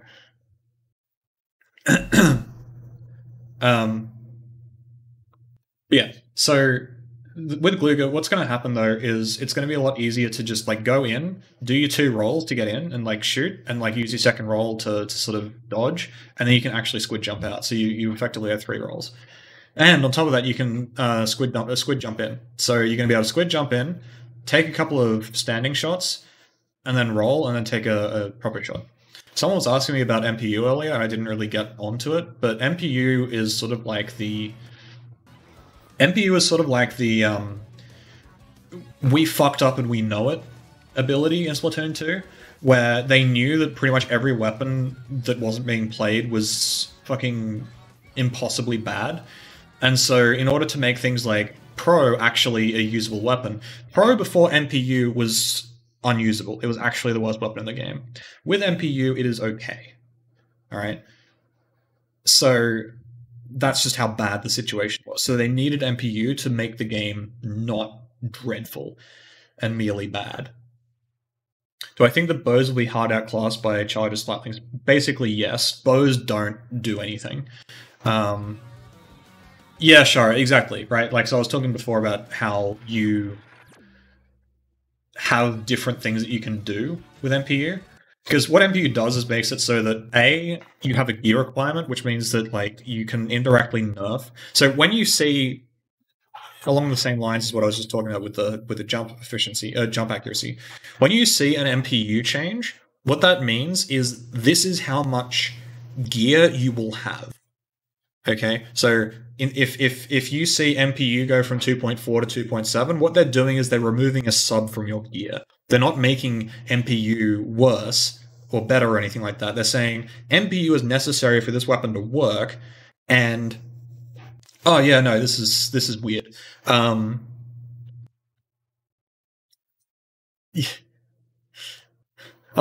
This. I think this is like a splodge. I think this is a splodge of ink from this. I don't think this is what you're saying it is. But yeah, like the MPU thing is basically just a gear dependence. That's all it is. You need this much gear to have a weapon, and the rest of it, like, you don't get to use your run speed or whatever. So like a weapon that needs a ton of MPU can't run swim speed, right? K-Pro can't run swim speed. And swim speed is becoming more and more necessary because mobility is like the only way you can actually do anything in this game, so K-Pro gets fucked. So even though K-Pro with a 2-shot is very obnoxious, it is also a bad weapon because it can't paint and it also can't move. Whereas shooters don't have to pick, a lot of shooters don't have to pick NPU, or the ones that do are things like Splash that have lightweight, so it doesn't matter that they need NPU because they just get swimmer speed for free. And also they, like, again, what did I just say about fucking mobility? Splash is lightweight, has a burst bomb, and it's a laser, even when you jump, right? Yes, Keta, that is what is happening, kind of. I said this before about the physics of all this is just fucked because you're. I think I need to. I think I actually need to do this so you can actually see what the hell's going on. Like, watch this. So you're throwing your arm at the wall, right? You got that fucking sticky hand that people used to have in fucking school, right? And then you go. But then why the fuck are you Supermaning with the left hand? With your left hand? That doesn't make any sense. Hey, what? I'm almost tempted to draw a fucking force diagram for this shit. Like,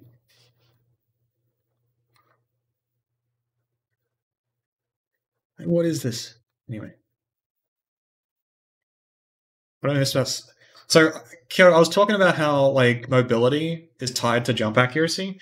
And I was saying how, like, MPU, when a weapon needs a lot of MPU, it's basically mobility nerf because you can't put swim speed on your gear anymore. Or if you do, you don't get, like, your utility subs or whatever.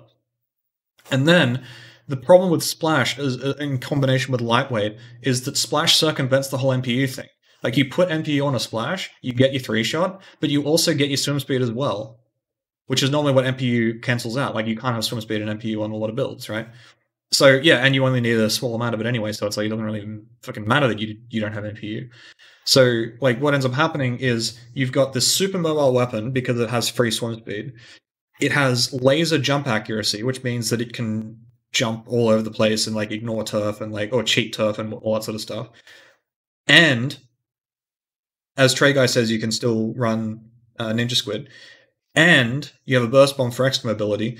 And, like, the weapon itself has really high turfing. So you can put down turf so that you can move, right? In Splatoon 2, that is a fucking a quinfecta.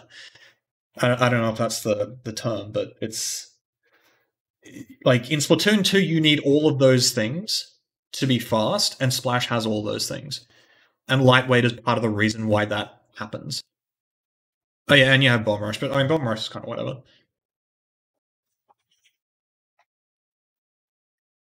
Yeah, Splash is stupid. And it's lightweight's fault. Like, Splash is fine without lightweight. Again, as I said, lightweight is the worst thing in Splatoon 2. It actually ruins the game in ways that just... They feel like you don't realize how much it fucks with the game until you do, and then when you do realize how much it fucks with the game, you're just like, oh gosh, fuck this stupid ability. Like...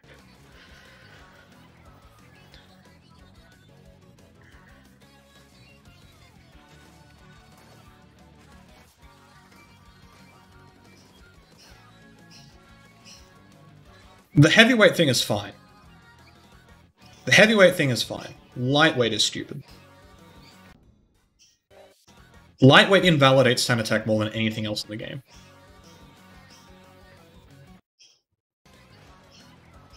Like, people are looking at the 36 damage thing and saying, oh wow, maybe Ten Attack is back. No, it's not lightweight, it's fucked. Like, the only reason 52 Gal works is because it doesn't have to move.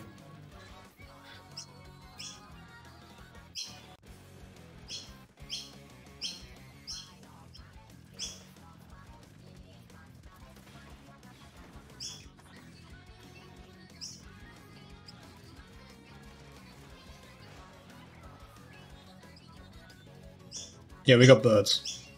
There is wildlife in this stream. So yeah, like, if it sounds like I'm just streaming basically to say how bad Splatoon 2 is, it's not that Splatoon 2 is bad. Again, I already said this earlier in the stream. What they did with Splatoon 2, I think, was partly a necessity in order to, like, differentiate it from Splatoon 1. And also, what they tried to do with Splatoon 2, they achieved, right? It's not as though this is incompetence on the devs' part. This is, the devs knew what they were trying to achieve. I think at some point they realized that it was probably a bad decision, but they stuck with it, and they designed the game in a way that, in the vision, like they followed their own vision, and they followed it through. Oh yeah, we haven't even spoken about the crab. I completely forgot to talk about the crab. Okay, so, crab. This one's real simple, to be fair. I'm pretty sure when you're out like this, you're going to be vulnerable, which means you die to flanks and you die to shit that can headshot you. And I'm pretty sure the way it works is when you pop out, you shoot your cannon shot first thing. Like, it's tied to the animation, right? So you pop out and you just shoot as soon as it unfurls, right? What? Oh, are we dying? Yeah. Jeez. That's gonna be a fucking... Okay. You guys remember how I was having internet problems a while back? Like when I first moved? And there was like just constant fucking internet problems. I think... So that got fixed because I'm pretty sure something exploded and they realized that they had to fix something. But then I think they fixed the thing that exploded and they switched back to it and it is still fucked. So my internet has been doing this for a couple of days now. There was like a big outage for like a half hour or so. And after that, it's like, oh, wow, this looks familiar. But I think the thing that's different this time is that there was a feedback loop in the previous one with the previous problem. Like when there was lag, it would make more lag. Whereas this time it's just like, okay, there are spikes of lag, but they don't cause more lag. They're just bad, right? Like they just fuck with my connection all the time.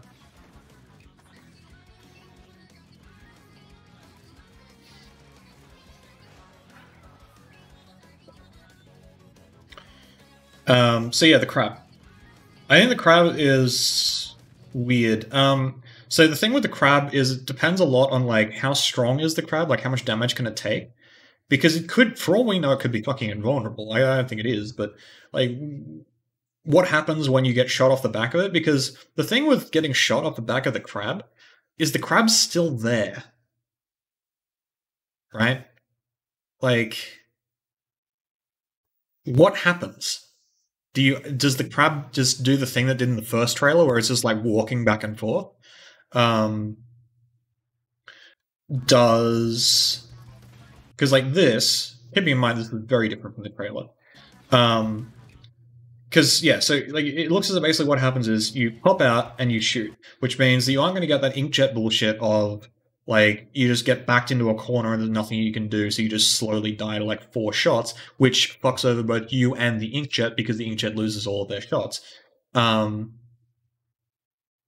then yeah, Frank, that's basically what I'm getting at. Is I think that the crab might actually have a ton of HP, and it basically can't die, which would make it super fucking good for pushing. Even though like it's not going to do a whole lot for the team, it's one of those things where the enemy team has to respect it because it could pop out and just I'm assuming it's going to be a one-shot kill if it directs you.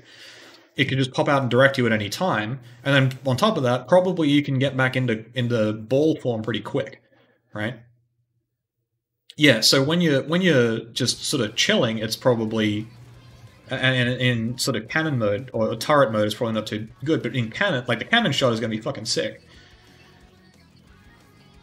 right? So again, it's going to be kind of like the whale thing. Yeah, it has a rapid fire mode. It's like a 3-shot kill or something. So remember how I was saying with the whale that like depending on how you use it, it can have different properties. So the whale is like, the closer you are to the enemy team, the more info you give to your team, the less damage you do, probably, something like that. And then for the further away you are, the more damage you do, but the less info you give. because your whales are sort of harder to see for your team, right? They're sort of coming from behind them. So there's that element to it. With the crab, it looks like something similar, where like, do you use the rapid fire mode where you have a ton of range and you can just keep dogging people down, or do you use the cannon mode where you're looking for a more precision kind of thing, where you're sort of fishing for directs with it, right? Because like it looks as though there's a ton of turf on the cannon, but less turf on the turret. But then the turret is better at like just shooting people down, right? Like you hit someone with a cannon shot and then you dog them down with the turret. So there's sort of interesting sort of things there. Kind of like the bubbles. So one of the things with bubbles is I hate the fact they're in Splatoon 2 because they're too fucking strong for that game. But I do like how the bubbles have this really interesting sort of combination of things you can do with it, where you can do your insta-pop, you can just leave them out, you can use them to blow up your bombs. That's a thing that Forge players do, where like you put the bubble out and you throw your suction onto the bubble so that the suction kills people, right? That's a thing. Yeah, stuff like that. I mean, to be fair, I don't think Charge is going to care that much about the cannon because they'll basically just backflip away and not die and then shoot you off the back of it. But yeah. So yeah, overall, like, looking at all this, not this. I mean, this is sort of like, this has so much potential to just be really fucking weird. But anyway, yeah, like there's so much stuff in this game that looks really promising. It looks as though the main problems with Splatoon 2 are going to mostly go away, depending on how... Oh, charge a like pressure? Maybe? I don't know. Well, that's actually kind of in the sense that, like, when you're rolling around, people have to respect that you can just pop out at any time and shoot them, right? So, anyway, the... What specials from Splatoon 2? I think if you have bubbles in Splatoon 3, they could probably work. I think you'd need to change them a little bit, but they'd probably still be fine. I actually don't think the missiles are in the game.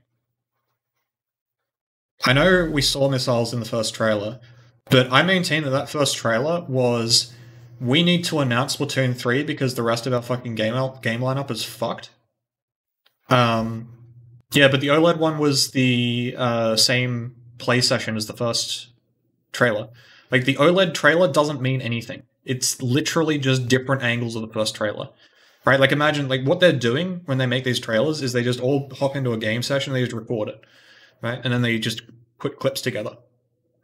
They may even have a script, right? Like we see with the Zipcaster thing, right? I'm pretty sure when we watch the Zipcaster here, right?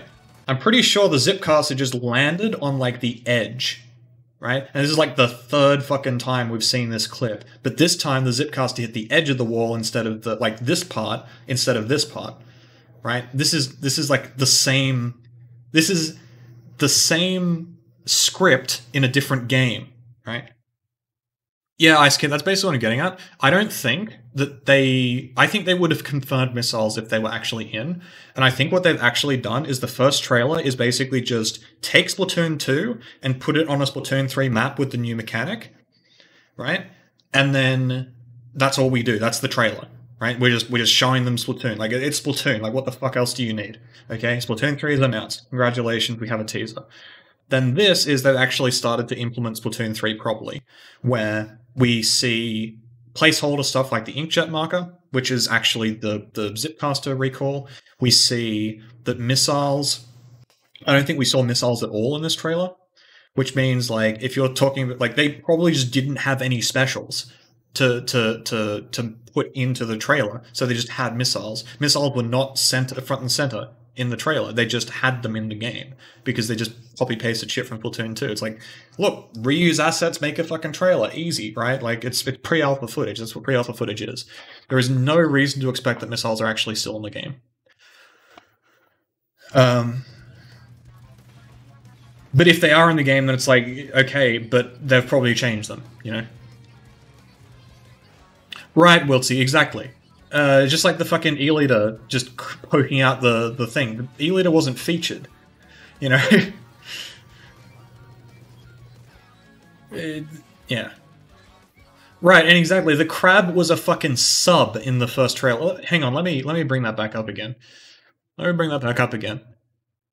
Lest we forget. If I can find it, where is it? Here we are. Lest we forget.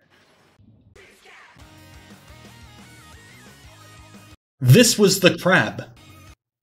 Look at this thing. It is fucking tiny. It is tiny and it is a fucking sub-weapon. Like, we all thought it was a turret because it was. You know?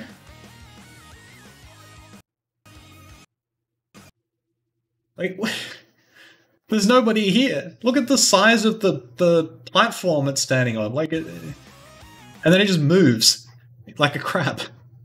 Yeah, no, what I'm saying by it was a sub is it looked like a sub. It was just like a thing that you throw.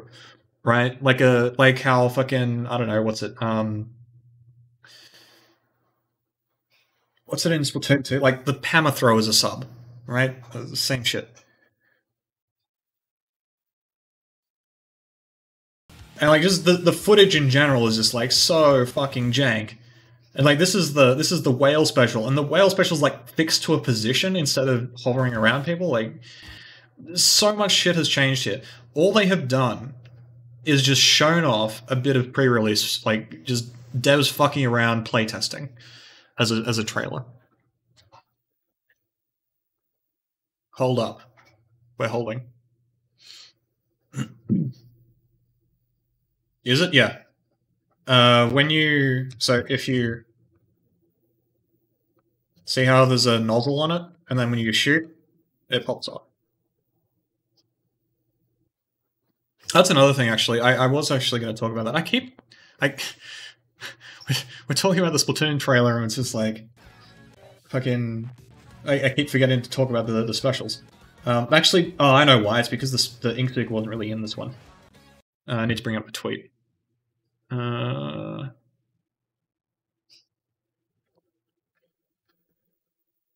actually, I can just use this. Thanks, Shara. Everyone remember to thank Mr. Shara.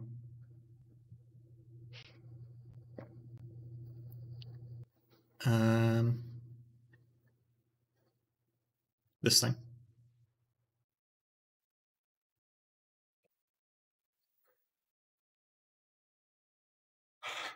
Yeah, they didn't say anything about missiles, which, like, surely they would have, right?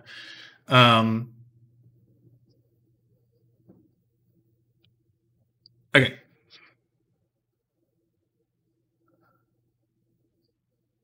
Omega Zidane.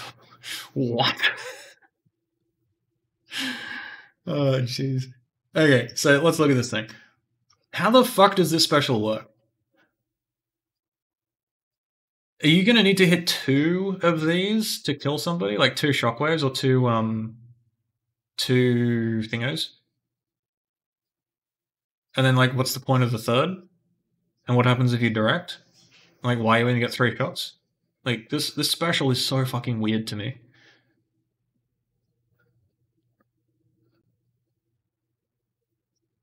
I actually don't know what this special is supposed to be.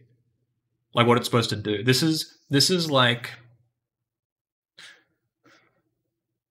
This is the only special in the game where I feel like if you have it, like, it works, but it's too straightforward. You know? Like, it's too simple. Then again, maybe that's kind of the point, but... Yeah, it sort of feels like a Zooka that's less janky. Because you know how in Splat 1, you would just instantly die to a fucking Inkzooka and it'd just be like, what the fuck just hit me? Right? Because it was this laser beam of a projectile where it was super thin, super fast, and had that weird fucking interaction with, like, the bottom of the tornado would get clipped off and you had to get hit by the tornado. It's like weird. Whereas this thing is more of like, it just fucking nukes a single spot, right? And you probably die if you're standing in it, but then it's like, where's the interaction there? Like, usually there's an interaction with most of these, right? Whereas there's nothing.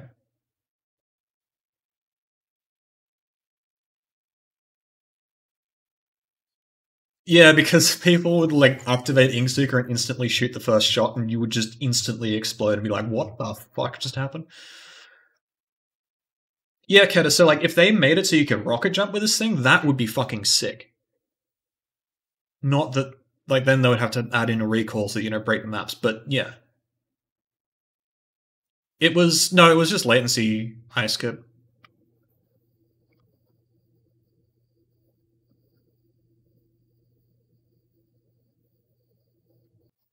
Yeah. That's the other thing too. Is like I don't think we saw any of the crazy high jumps. The bow, the game didn't focus on the bow this time around, right? Because I'm pretty sure in the original trailer they had like super fucking high jump heights. What is this here? Hang on.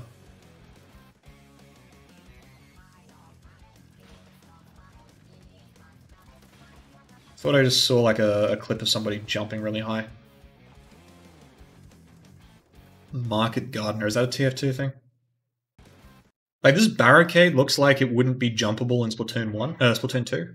So I think the jump height is a bit higher. But we also saw in the trailer everyone was jumping super fucking high in the original one. Whereas now it looks like it's just kind of happening. Oh, right, okay. Actually, the only jump that we see is a super jump from the bow, and then he just goes AFK.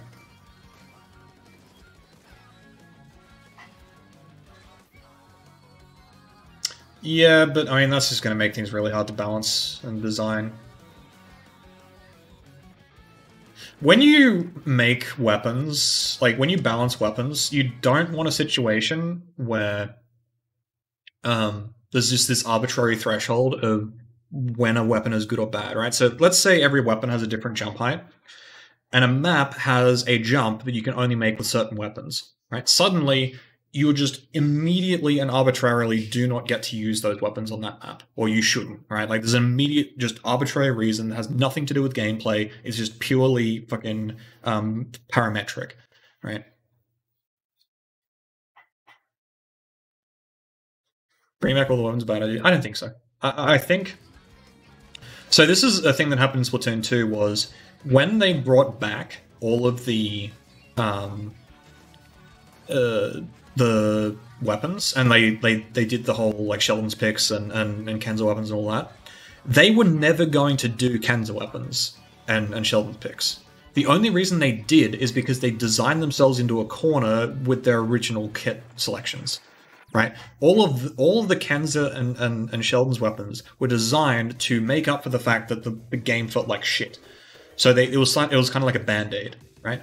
So the only reason we had this kind of kit bloat kind of thing going on in Splatoon 2 is because of a combination of that, where most of the kits suck and they had to add in more, plus there isn't enough identity in the kits that exist. Right? So what is the difference between a K-Pro and like a 96 and, a CDS and an H3 and all that sort of stuff? They're all basically the same weapon. Yeah, they have slight differences and all that sort of stuff. But for the most part, the weapons are basically, they do the same thing. And because they all do the same thing, it means that you have this overwhelming amount of choice that doesn't really mean anything. Also, can I just say, holy fuck this, like, hang on, I'm just completely changing the topic here. Where's the little spot? This. Holy shit, this is straight out of fucking the end of Deus Ex Human Revolution. Holy moly. Like, this exact thing is part of one of the fucking final level of Deus Ex. Holy moly.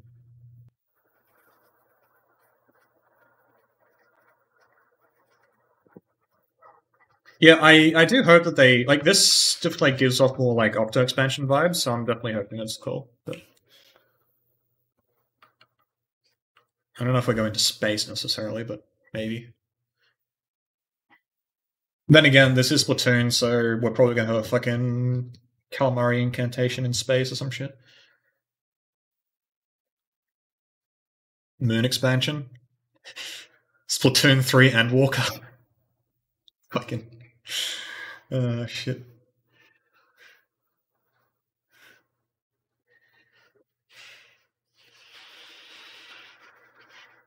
Splatoon 3 red faction.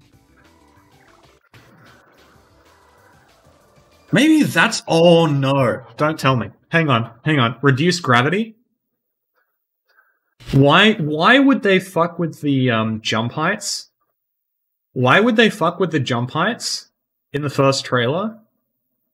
But then, like, what are they messing with there? Are they messing with gravity, like low gravity and jump heights? Is that what's going on? Is that what's happening?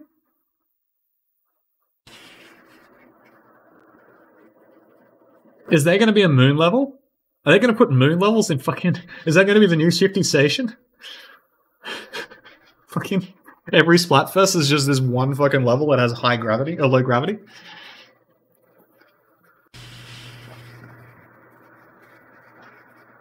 Custom mode thing for PvP. Yeah, they won't. Okay, I will actually say that is something that's kind of spoiled. Like, going back and playing a game like Final Fantasy where you got, like, so much shit that you can do, and then looking back at Splatoon 2 where, like, your options are solo queue, solo turf, and fucking PBs and League. It's like, and Salmon. You don't really get that many options of stuff to do.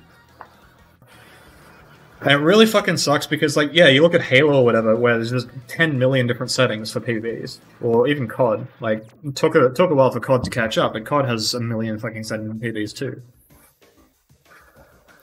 Well, PLs, private lobbies.